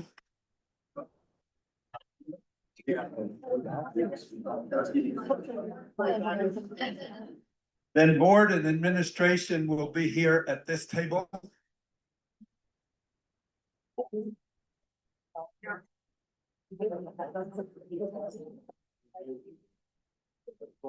You over here are staff. Staff here as well. Administration, if you could come join the board.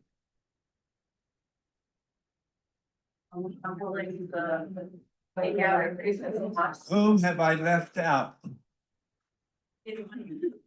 How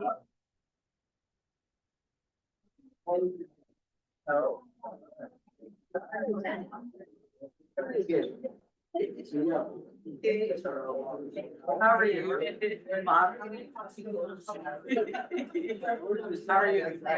It just means marble. Yeah, but it didn't mean marble. No, like marble. That's, I mean, that's. Sir.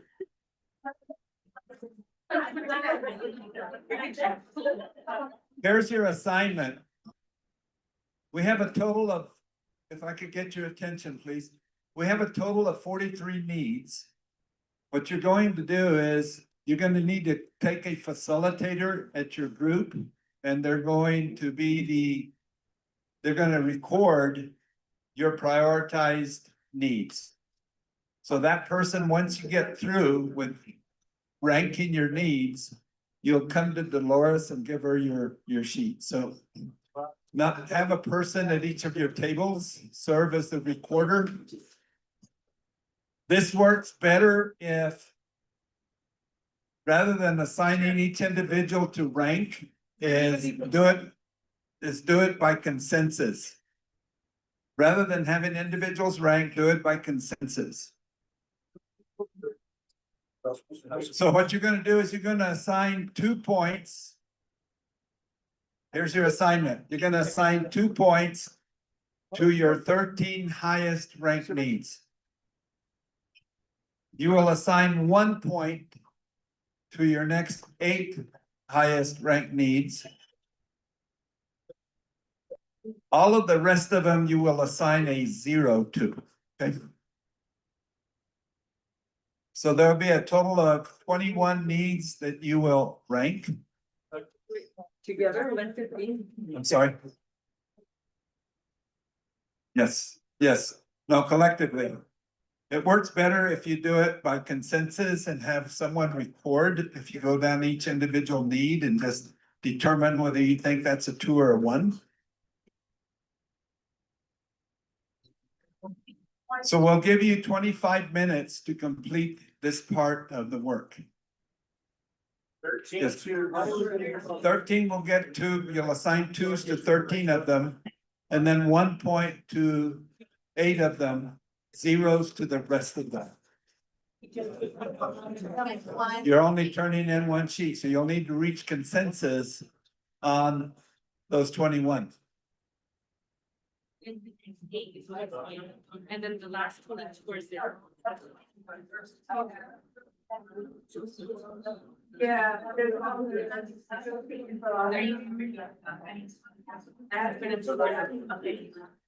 Right?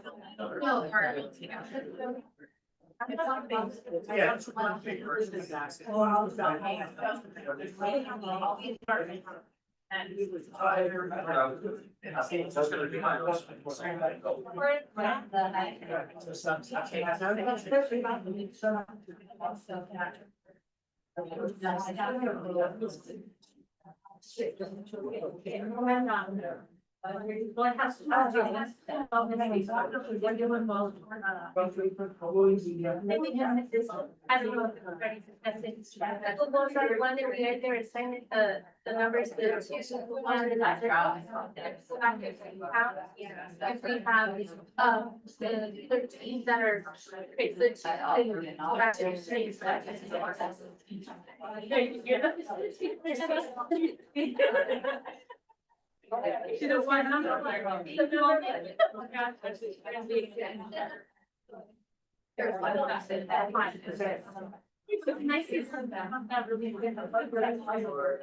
Kids from elementary that were in the school technical program came to us. There was a handful that was the shit is Hispanic, English, or both. Just the handful, 5 to 6. The rest were not the kids in either. And the test score showed it, they continued to show it that those kids are not AP 180 or Math 180 because they're not. He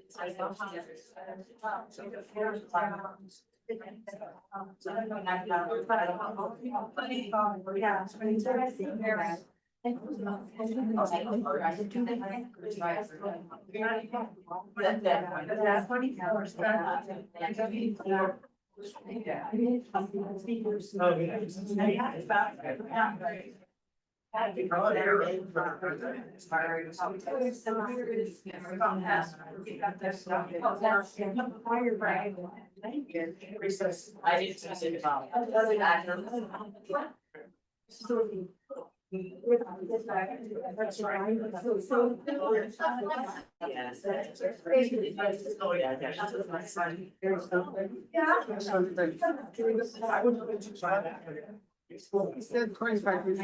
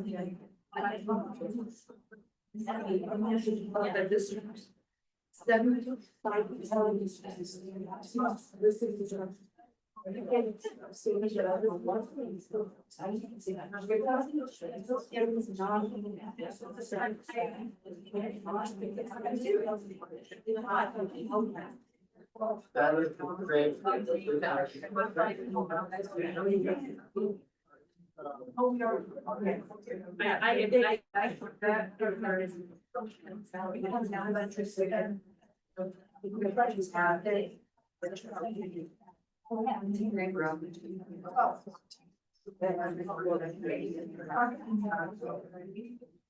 Yes, first. But what grade do we? And then the course. They should. And then. So this is actually my thing.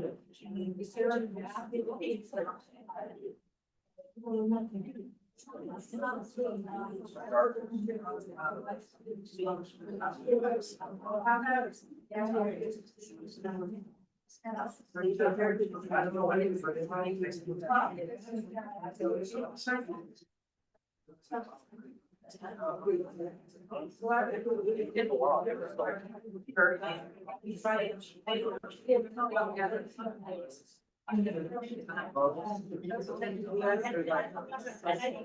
need to, like, each one of these go, so that, but I did actually, I'm partly resources, but I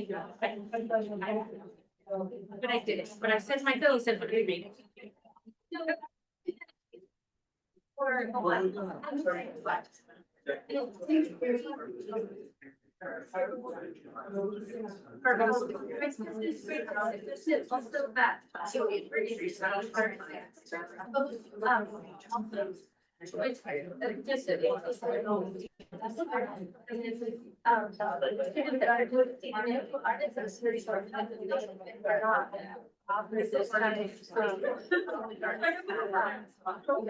For 1 hour, it's not like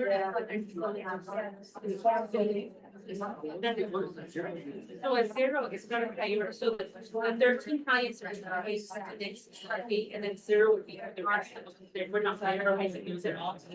We're watching them. What?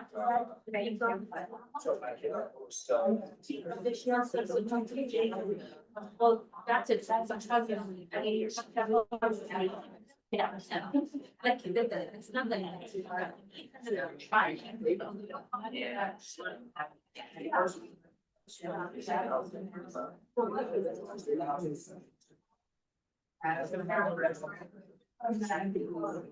Twenty-nine. Yeah. Well, that's a good one.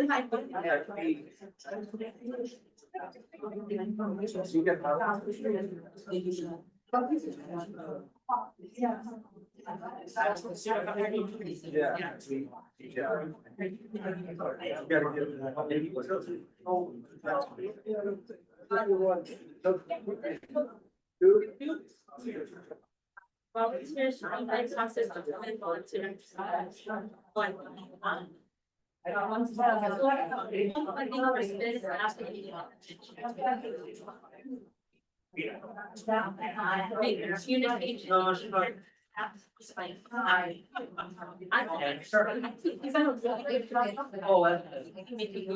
I really think we do. I'm sensitive.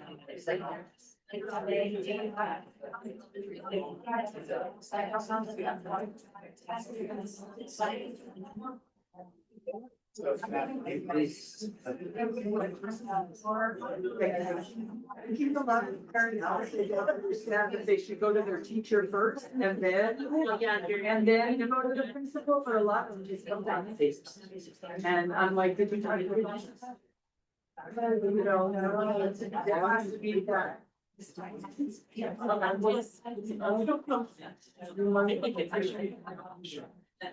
Yeah, communication opportunities, yes, exactly.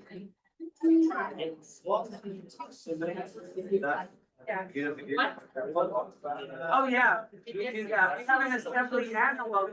Yeah.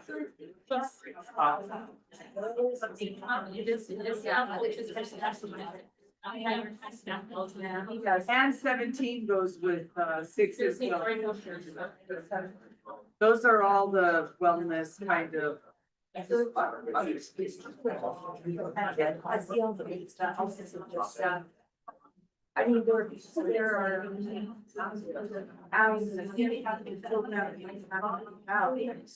But. Yeah.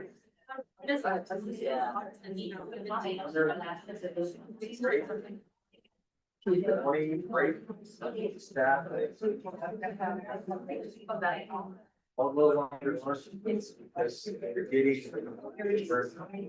you have to remember that we have to have a description of it next, which means that we're going a longer day or a longer year if you add lots of raises.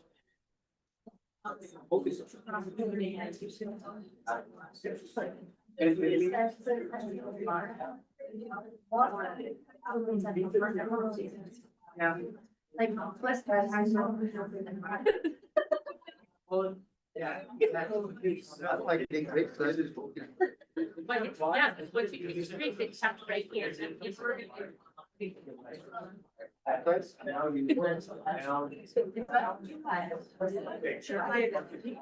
So it's a little bit.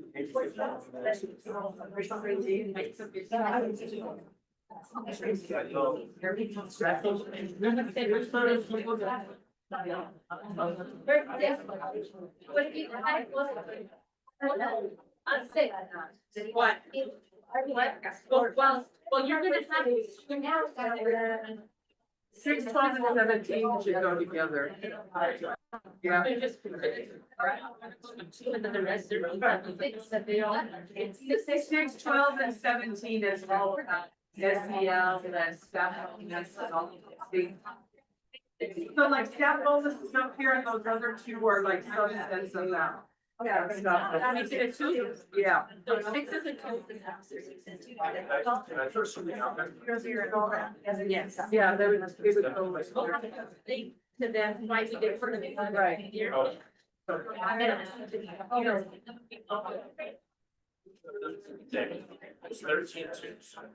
So that's basically a speech. And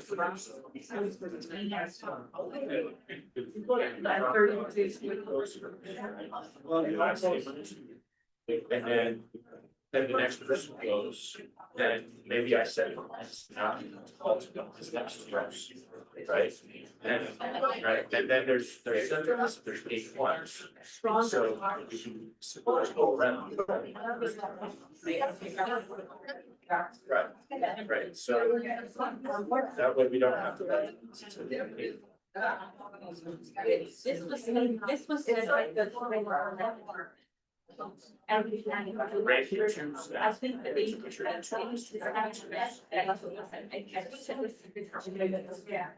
think that they. I know it, but I'm not even seeing it. I stepped up and I saw the words on their heart.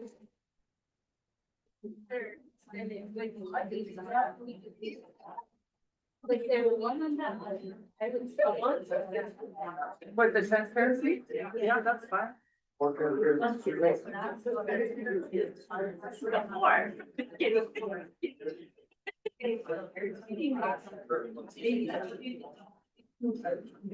I think that has a lot to do with big communication between parents and staff streamline, right? Yeah. And because. Yeah, I must be very important there. And I don't know if it's because kids are in, but there's a yell. I'm not sure. That's a whole different ballgame.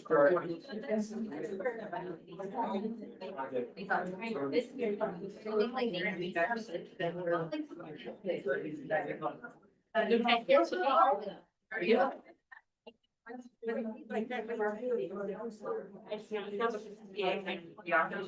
The opportunity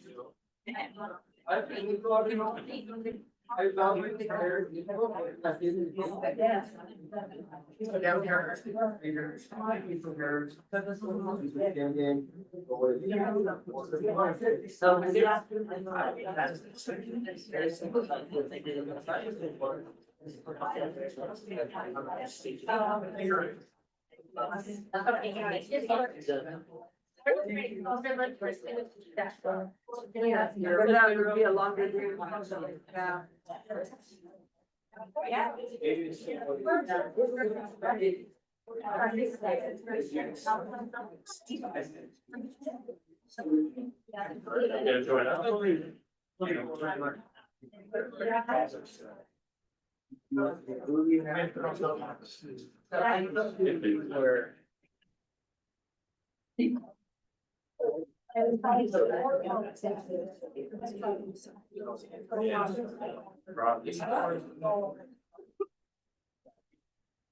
About so. We're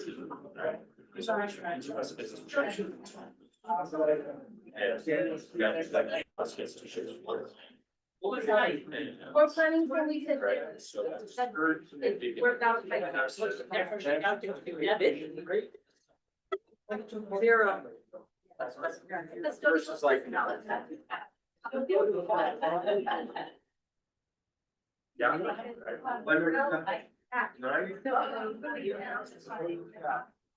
We're on. Custodial staff. Right.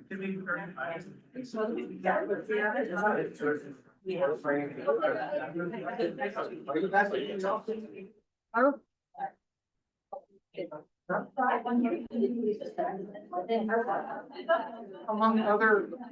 Maybe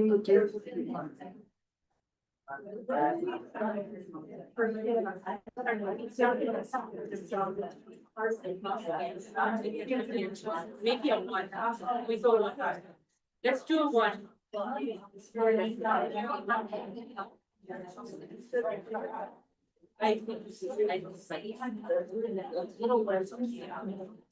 You're gonna have. So just to let y'all know, we're at 13, gotta go to 43. We have 3 twos and 6 ones.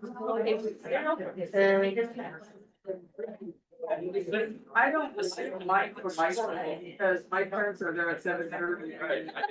For that 8:10.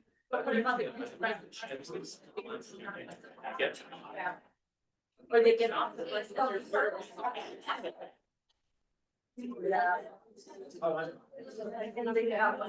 So as the master, use the master, so. That you just go around and go over the number that. Okay, 14. Where are you? Yeah, exactly. And 13. It's 14, alternative study for students who are not completing in a regular class, that is a 10.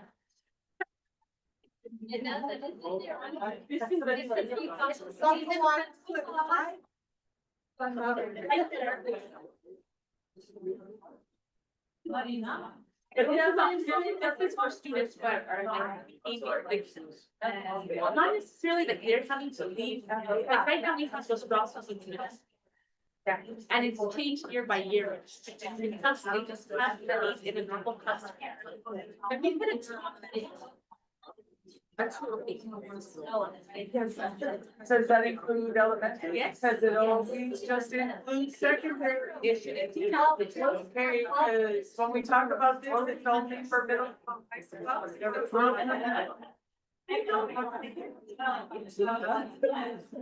Linda? No, but I do would like some sort of process. Oh,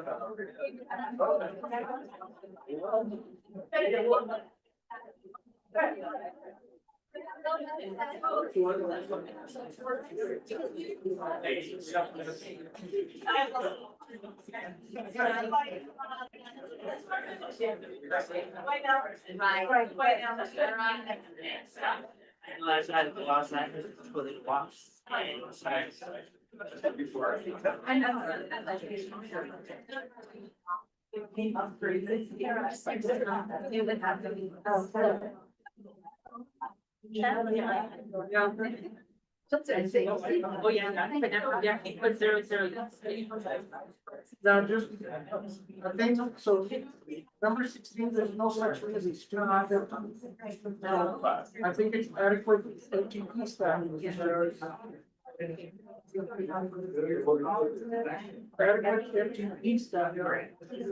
But we didn't have to be a 0 because we just did that with the right sizing.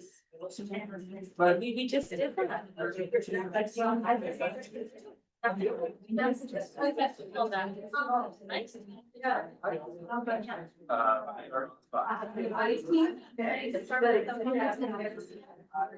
One jump for 16. You're on 0. Get ready to wrap it up. No. You don't even have to be.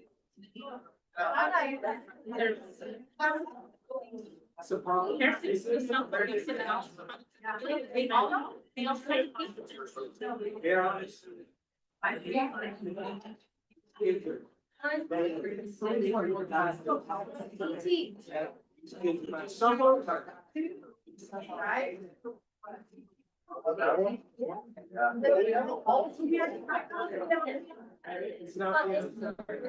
you're in the middle. I'm the first that point to this guy. But Linda,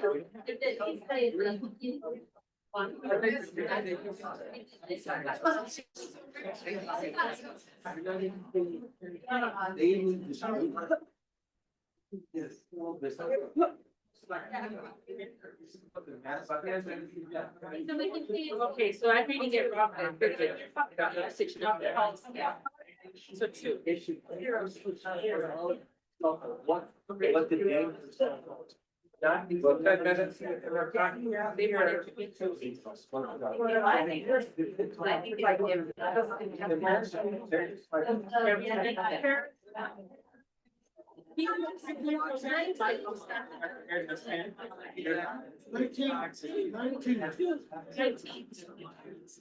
What did they?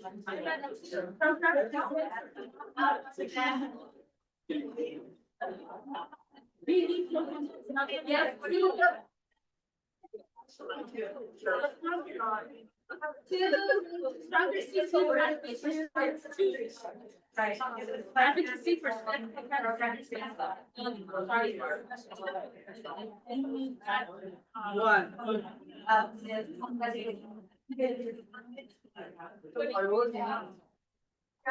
I have two ideas, one. So what? One for 23 is number. What do you have for 23? One. 24 strategies to put in practice.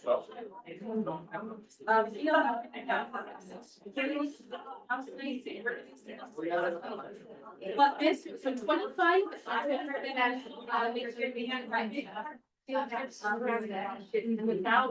Without the funding for transportation, there is no. So I think that both of those are. Transportation, and then the other one's one. Wait, 25 and 27 should go together. 25 is the one. So I think. And I don't have to go. Let me, I can tell you first, I'm the one still. My, close the number, yes, my number. So I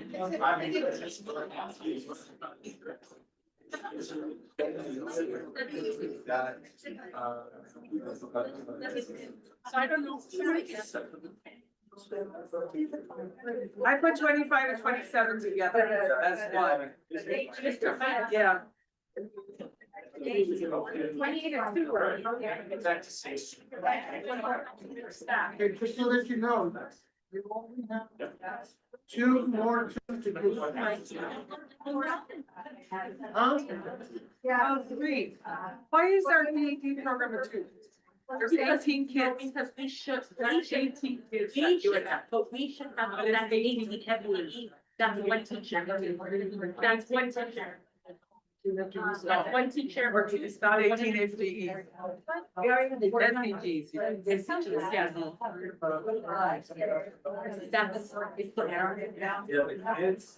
That's.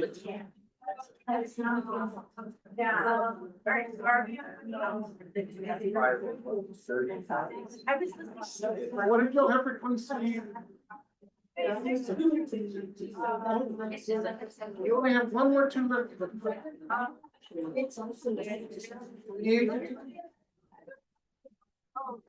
You only have one more two. 30. How many have 13 already?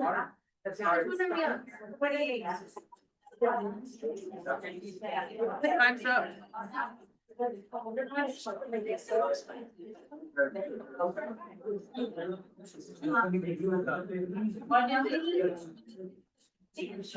You know.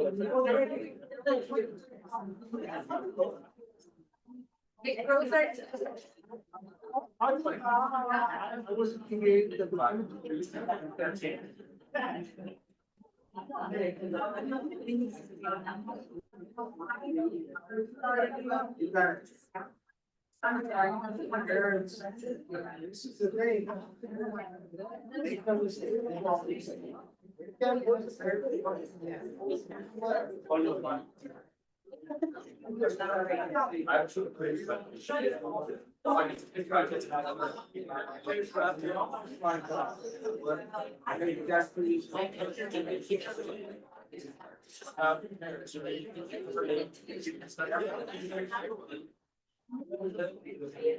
That's my 13.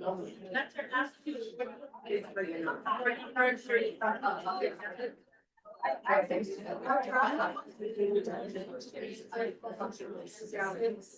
Seven, eight, and if you don't have any more left. I already have it once.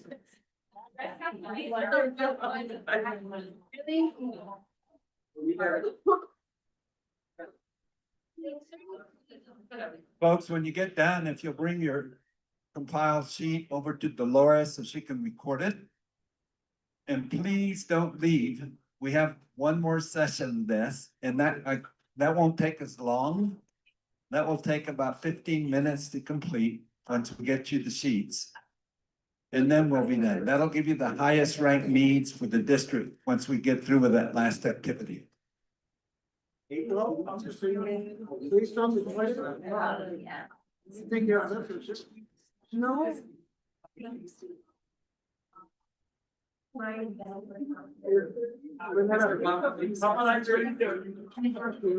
Do you remember we had a discussion about boards? This could have been the same thing. Yeah, we're gonna take the student council to. Yes.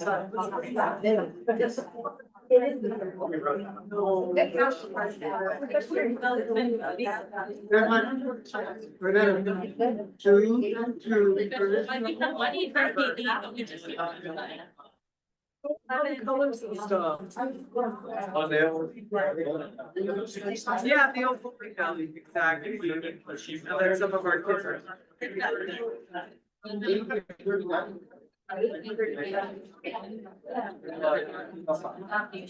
So then if we do.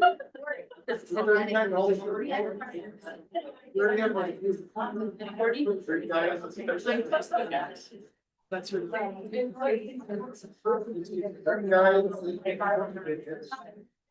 I have a zero. She's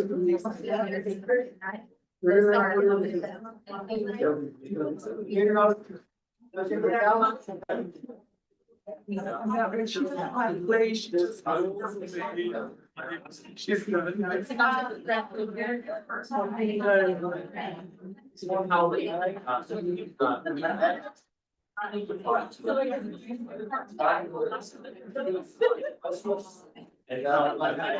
No, not really with the rich type street, we're not, we're trying to make the street right, we're trying to streamline it, not necessarily very much. That's all, that's fine.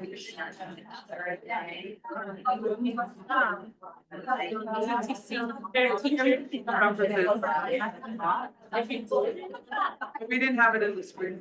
First of all. Yeah, she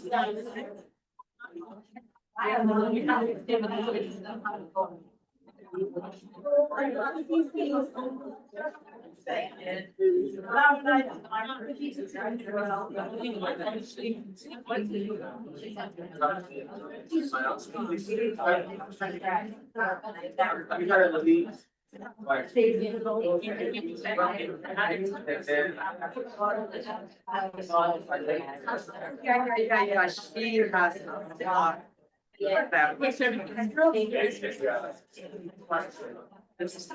a lot.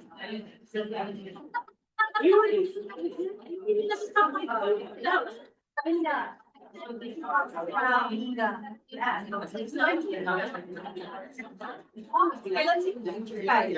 Yeah.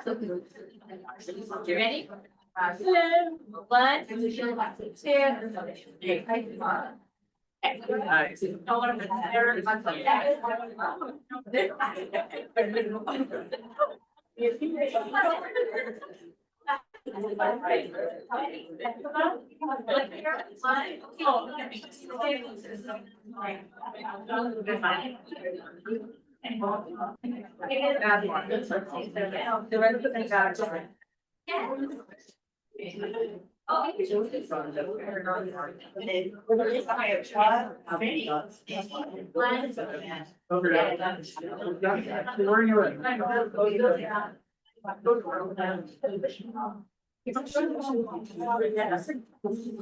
I have. Because there's.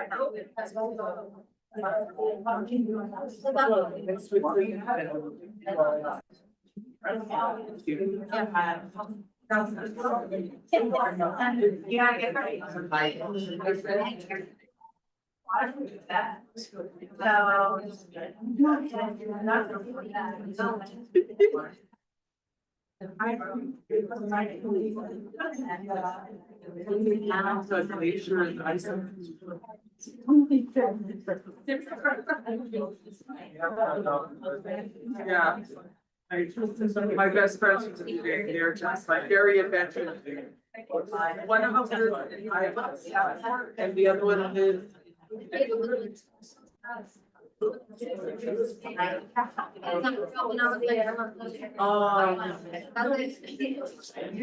Yeah, it's only like a 45-minute drive by train to the city. Oh, yeah, but she's an actuary, she does a math.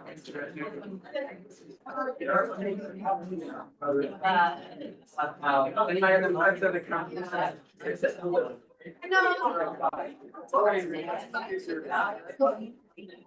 I'm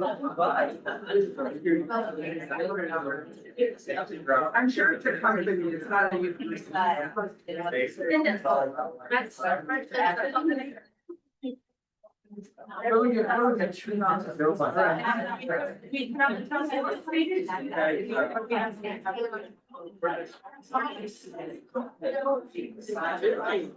Oh, yeah. Yeah, I think they're gonna be I love that those place, so I want to just. Yeah, and your blood.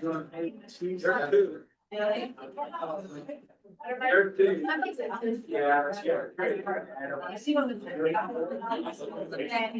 then Mr. Derry promises that, we see other big things.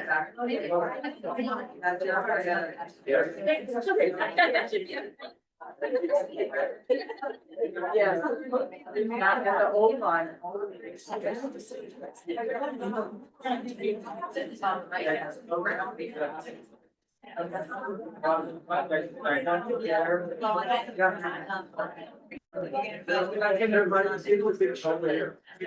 That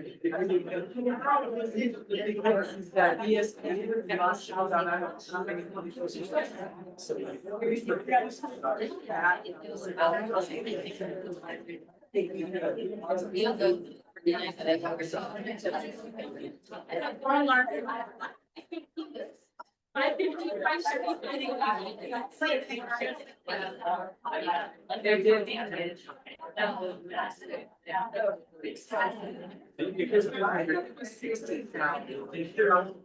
yeah, and they guaranteed us.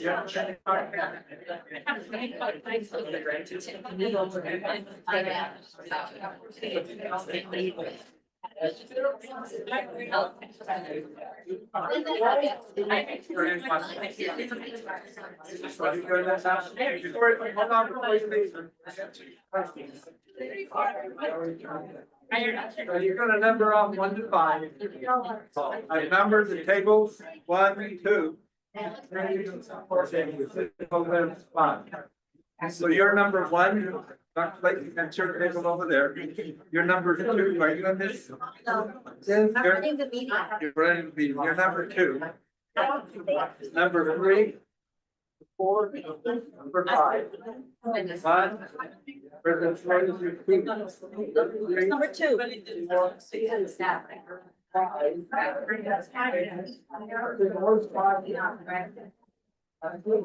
I really have to.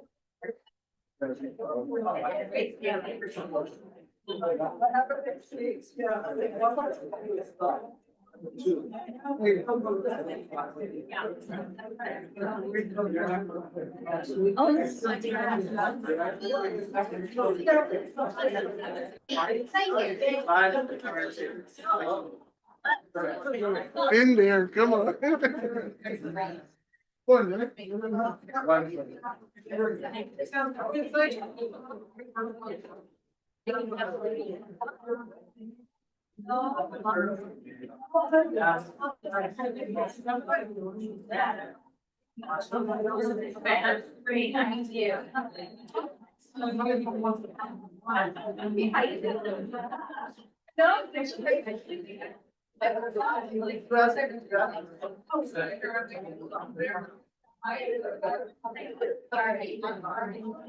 So folks, we have about 8 minutes before we can get the information to you. There's still additional refreshments. If you wish to get some refreshments. This will be the last grouping. This won't take as long. This will take about 15 minutes for you to complete. And that will then give you the highest, it'll give the Board of Education the highest ranked needs that come out of this meeting here this evening. So please be patient with us, please stay with us, and we'll get the sheets to you here as quickly as possible.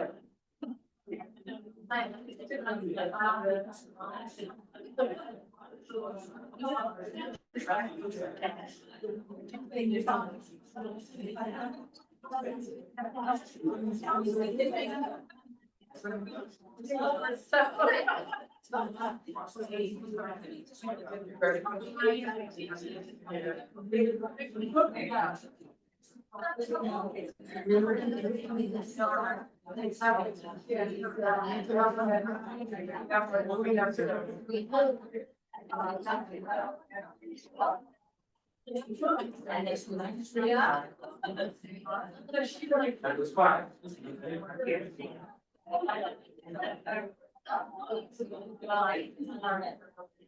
Yeah. Yeah.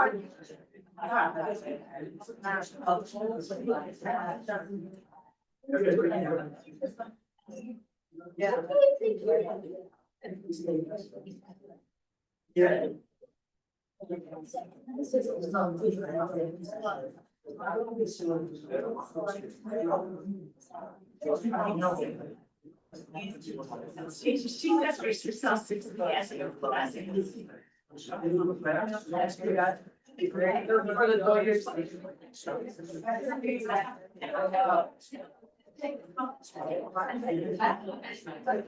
no, I don't.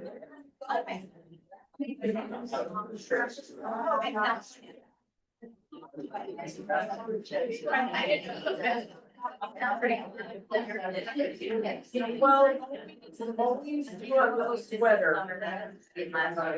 Yeah, I always a little sweater. Yeah.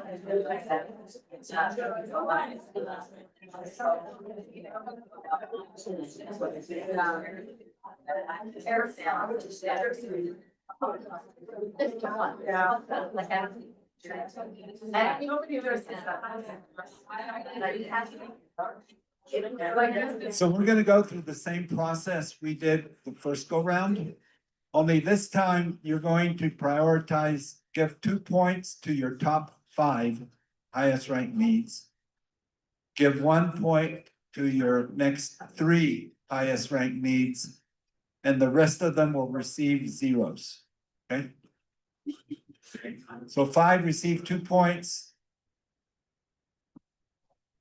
Is it the same sheet? No, we're gonna give you a different sheet. So, yeah, I'm just giving you a heads up of what you're gonna do. We're gonna give you a different sheet.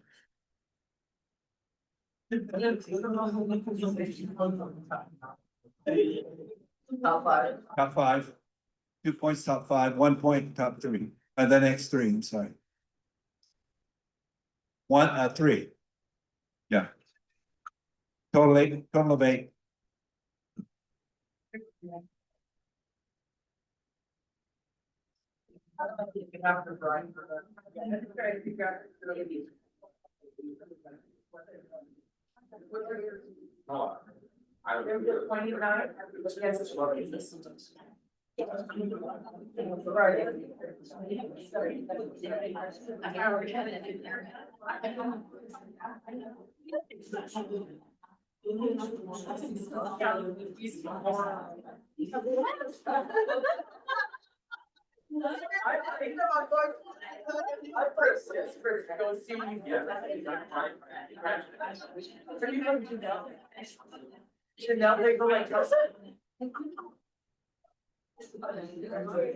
Yeah.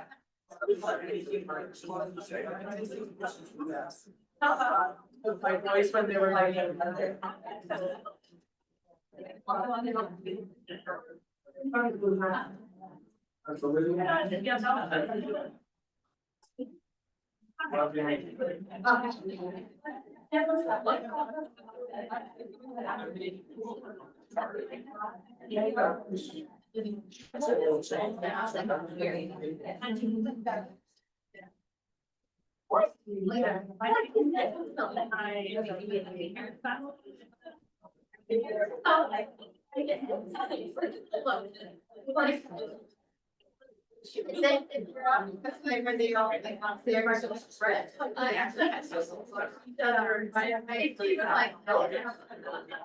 One roll the kids up, and he was like, I'm going to the cave and I'm going to hear the kids go to university on the deck, so right, and I'm gonna get a good shape so we can. We are. Having the technical difficulties, I think that. Okay, so we don't need to do this, we don't need to do that, talk amongst yourselves. I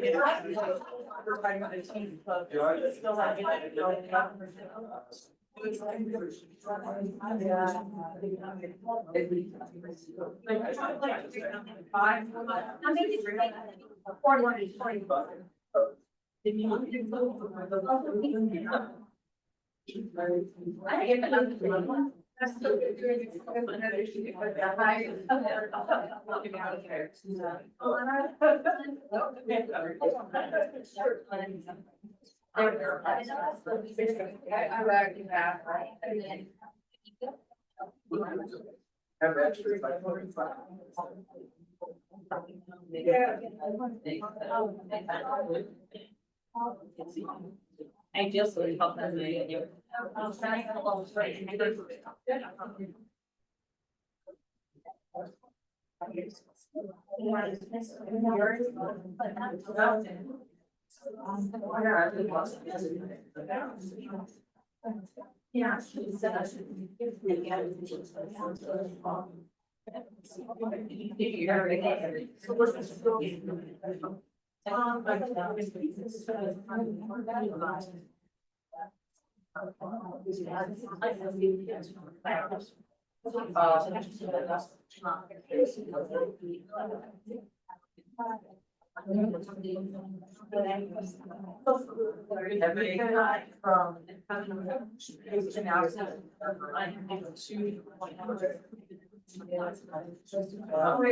And I came back to the.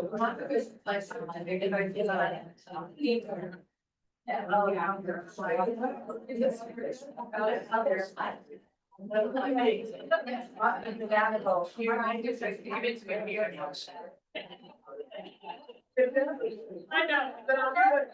That's the year that's, you know, like, well.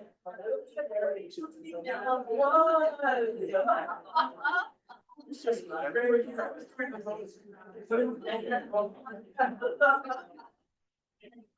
I have to go down the street.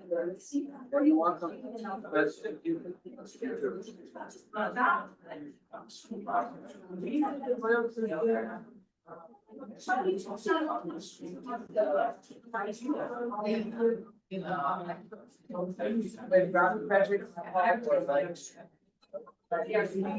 Started posting that.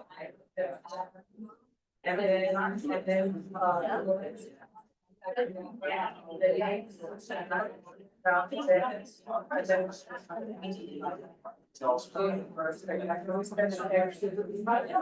And we did really. Yeah, the boys are trying to sit down.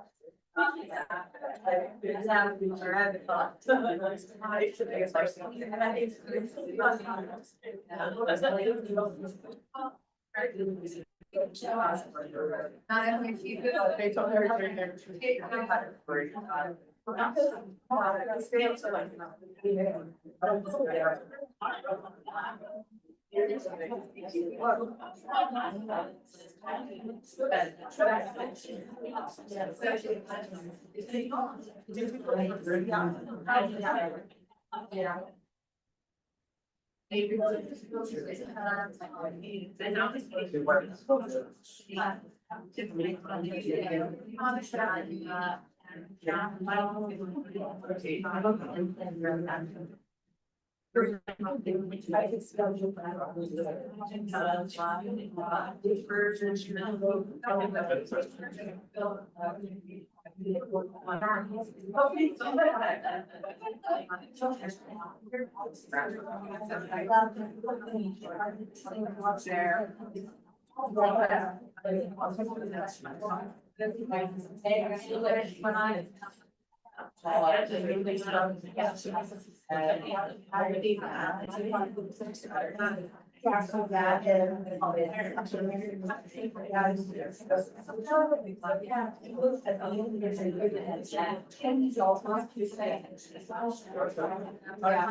It's just one.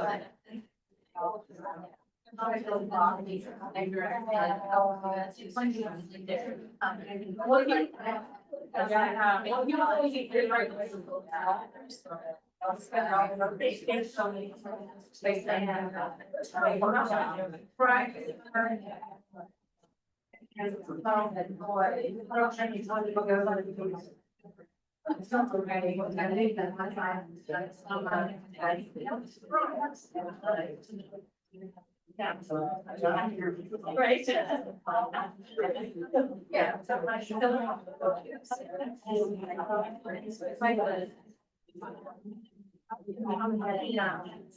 So what did you do? I just said.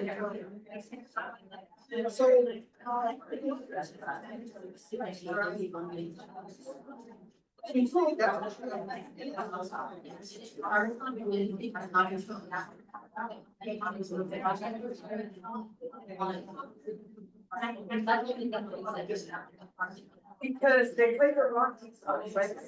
Yes. And then they play the.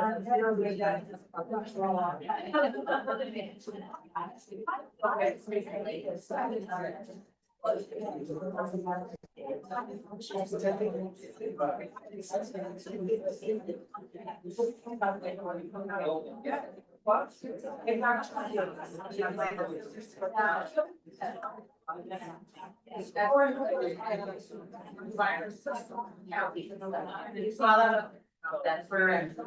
We'll have it.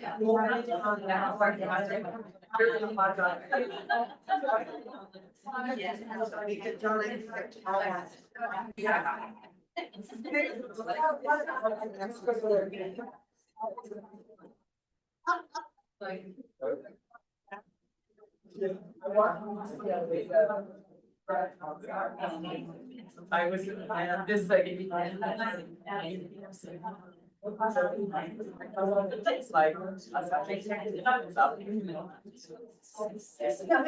There were like five.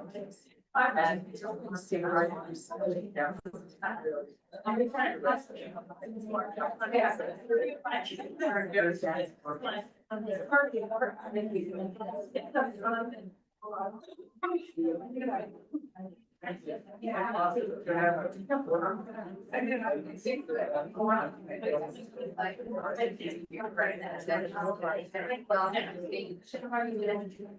they were.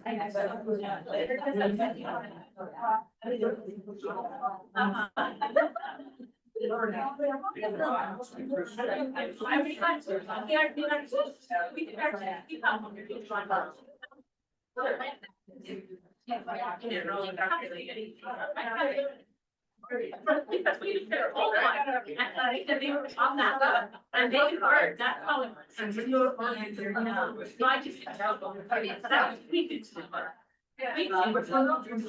Sponsor CT technology program.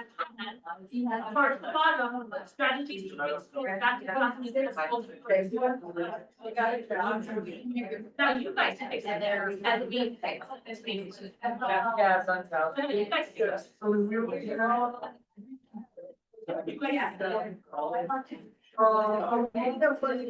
I say that.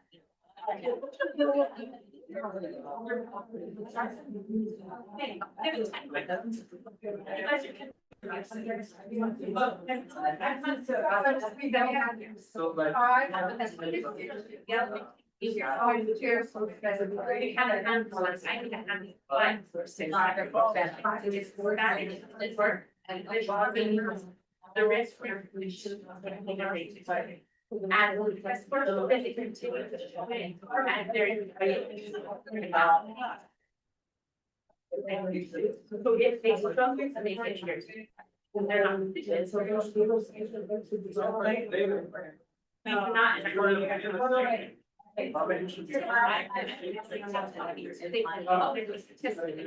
they're not me. Well, we got five.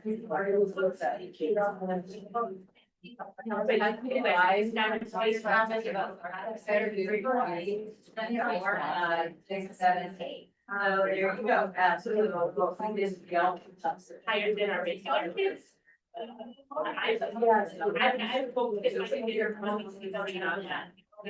I do that. So I would say, but that's something, but now because more staff to apply. Exactly. And it's about the staff.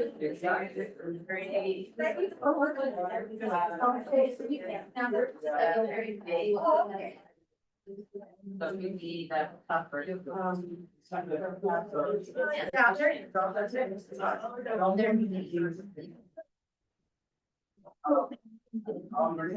whoever's number one, you're gonna take your number one.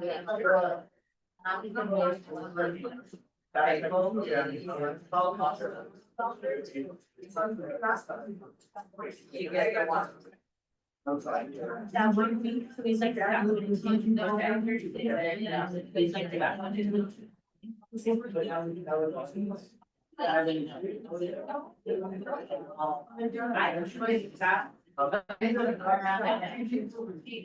Yes, absolutely.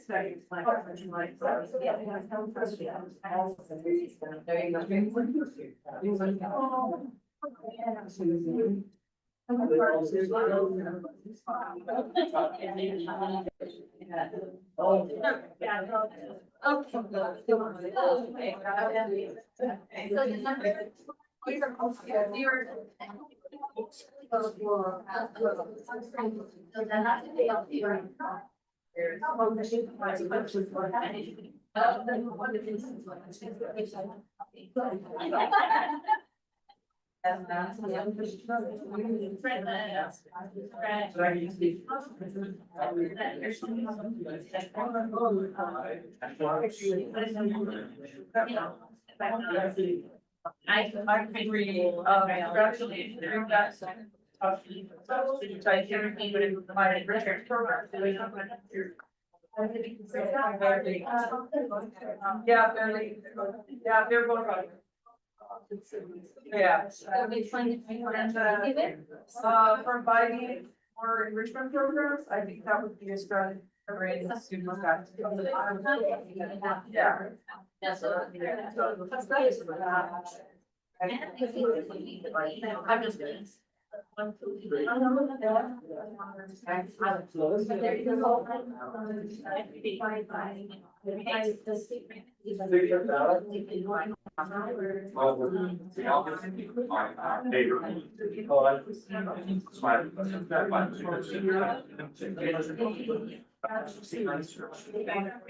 Fine, okay, so then I want to do it now and my partner. So on how it's made, sorry.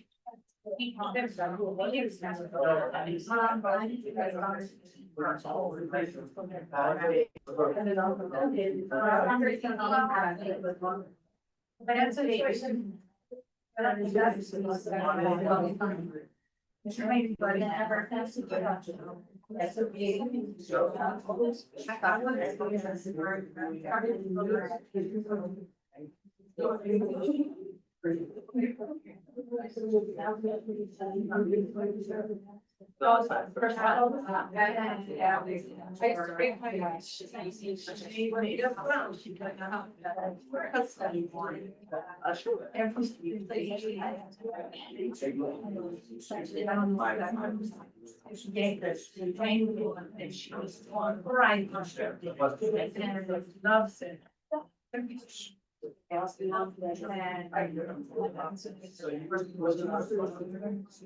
And it should be added with FTR, student, because the FT will play with. Yeah.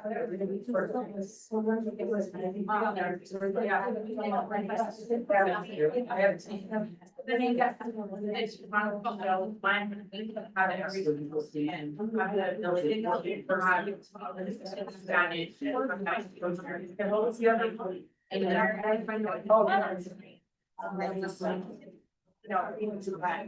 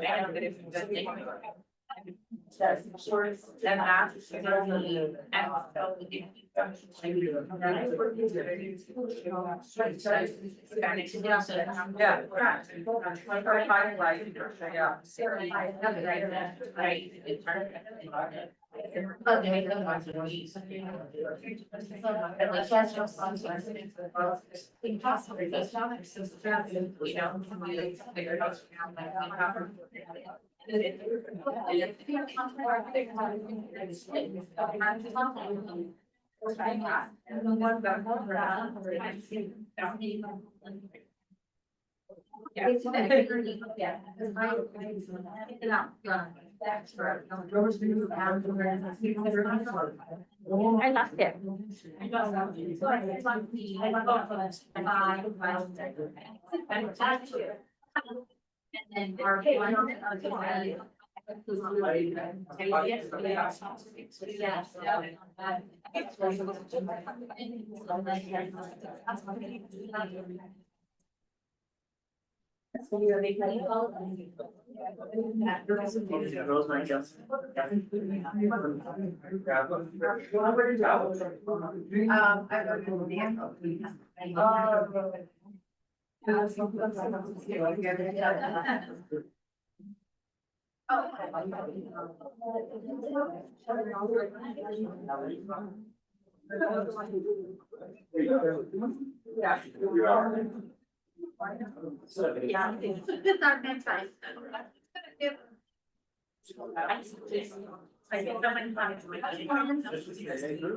This is the eighth group, and we're ready for bed.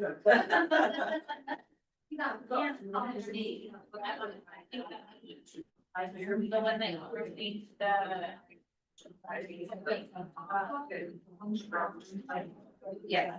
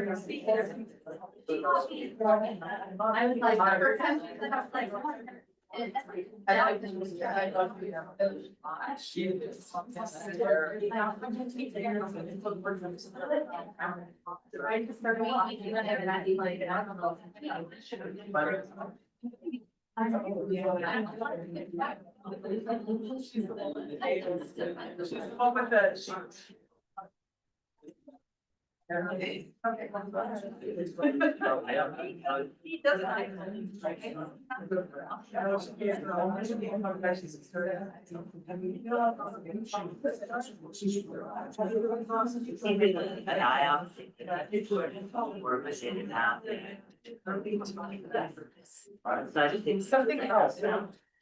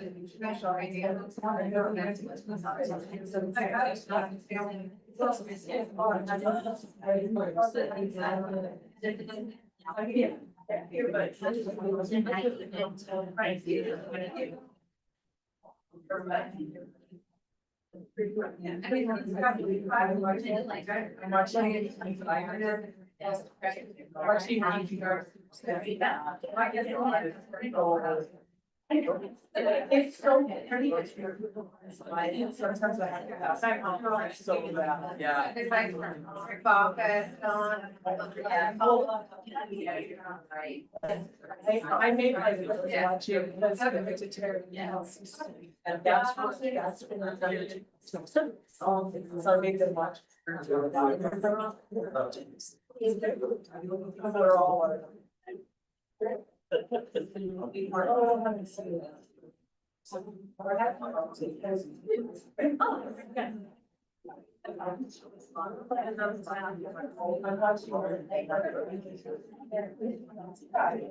There's one. It's about very conversation. But it's not. You have to get it on. See my voice. It's like favorite, now my favorite cell phone, my favorite insurance. Yeah.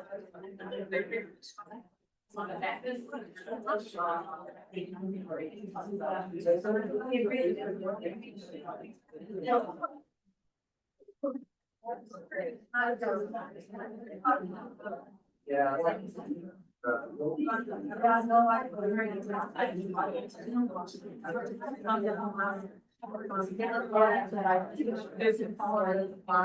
Oh, I haven't, I saw the original. That's like, you got the middle school.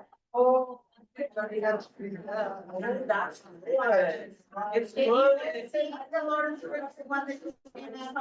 And that's what they're talking about, yeah. Oh, one. Yeah, because I read the original. It's done well. No, the Lord of the Flies. Oh, so I have seen it. Yes, Yellow Jacket was so. Like that. Oh, I haven't seen those.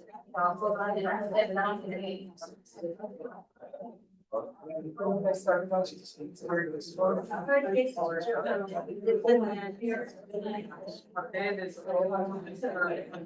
It is very.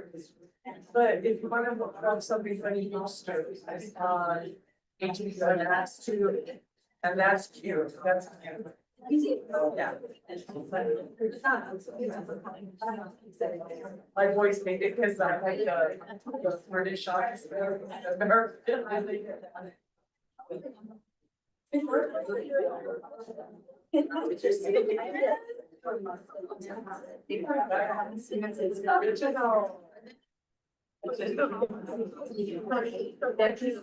Sorry.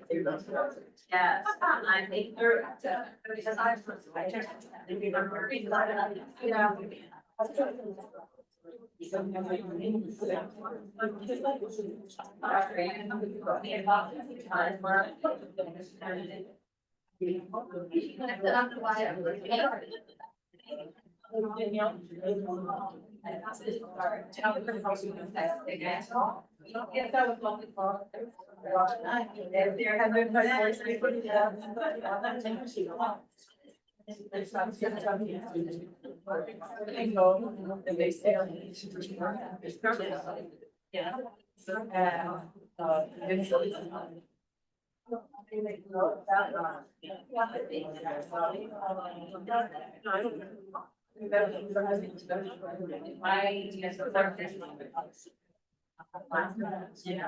Oh my gosh, so that in the wood.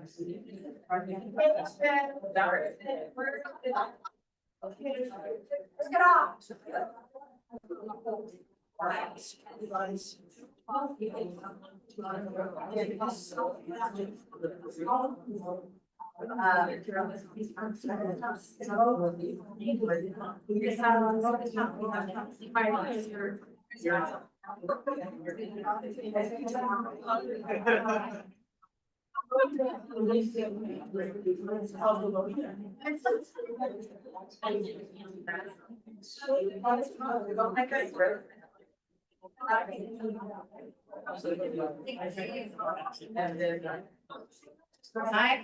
I have all the phones, kids are showing up more, and I heard about our school. I just, it's a nice for good one.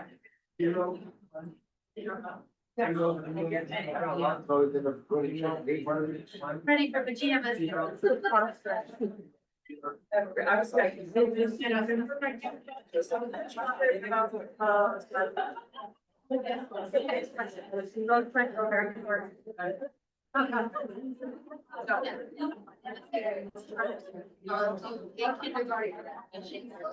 Ten o'clock is fifth grade and 1 o'clock is.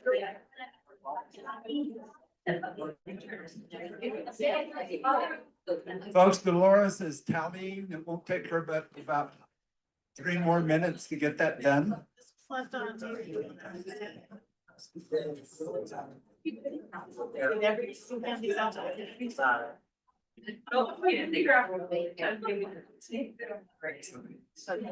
She left already. Well, what you're gonna see up on the screen in a minute are the highest ranked needs for the district. But let me preface that by saying that you have 22 needs out of the 43 that came out to be highest ranked by either the peer group or the stratified group. What the board is going to do, what the board will do with this information is they're putting their strategic plan together. This is information they're going to take back to their work session and look at the goals that they develop and make sure that the 5 highest ranked needs are addressed for this coming year. And the way the process works, as a need is put in place and it's systemic. In other words, it's gonna continue on. Then they bring up the next highest level need and begin working on that. So over a 3-year period, you're probably gonna get to all 22 needs that have been identified here this evening. So in year 2, they will look at the next set of needs and begin working and putting plans in place to address them. I want to thank you for your time here this evening. Appreciate it. And the board will follow up. This plan will actually be on the website. And I will provide them with a report of the work that was done here this evening. That report then, the board can also put that on the website for you to download. Thank you again and have a good evening. Yeah, thank you for coming. Appreciate it. Yes, I want to thank everybody for their time and for the sake of time, our next upcoming school board meeting is May 20th, 2020. Oh, yeah, May 27th, 6 p.m. In green? Yeah. Last item is adjournment, so move to adjourn. Second. Second from Vice President Spillway, call for the roll. Board Member Concha? No. Board Member King? Yes. Secretary Tringale? Yes. Vice President Sprague? Yes. President Flores? Yes. Thank you, Mr. Chavez and Lily May. Thank you.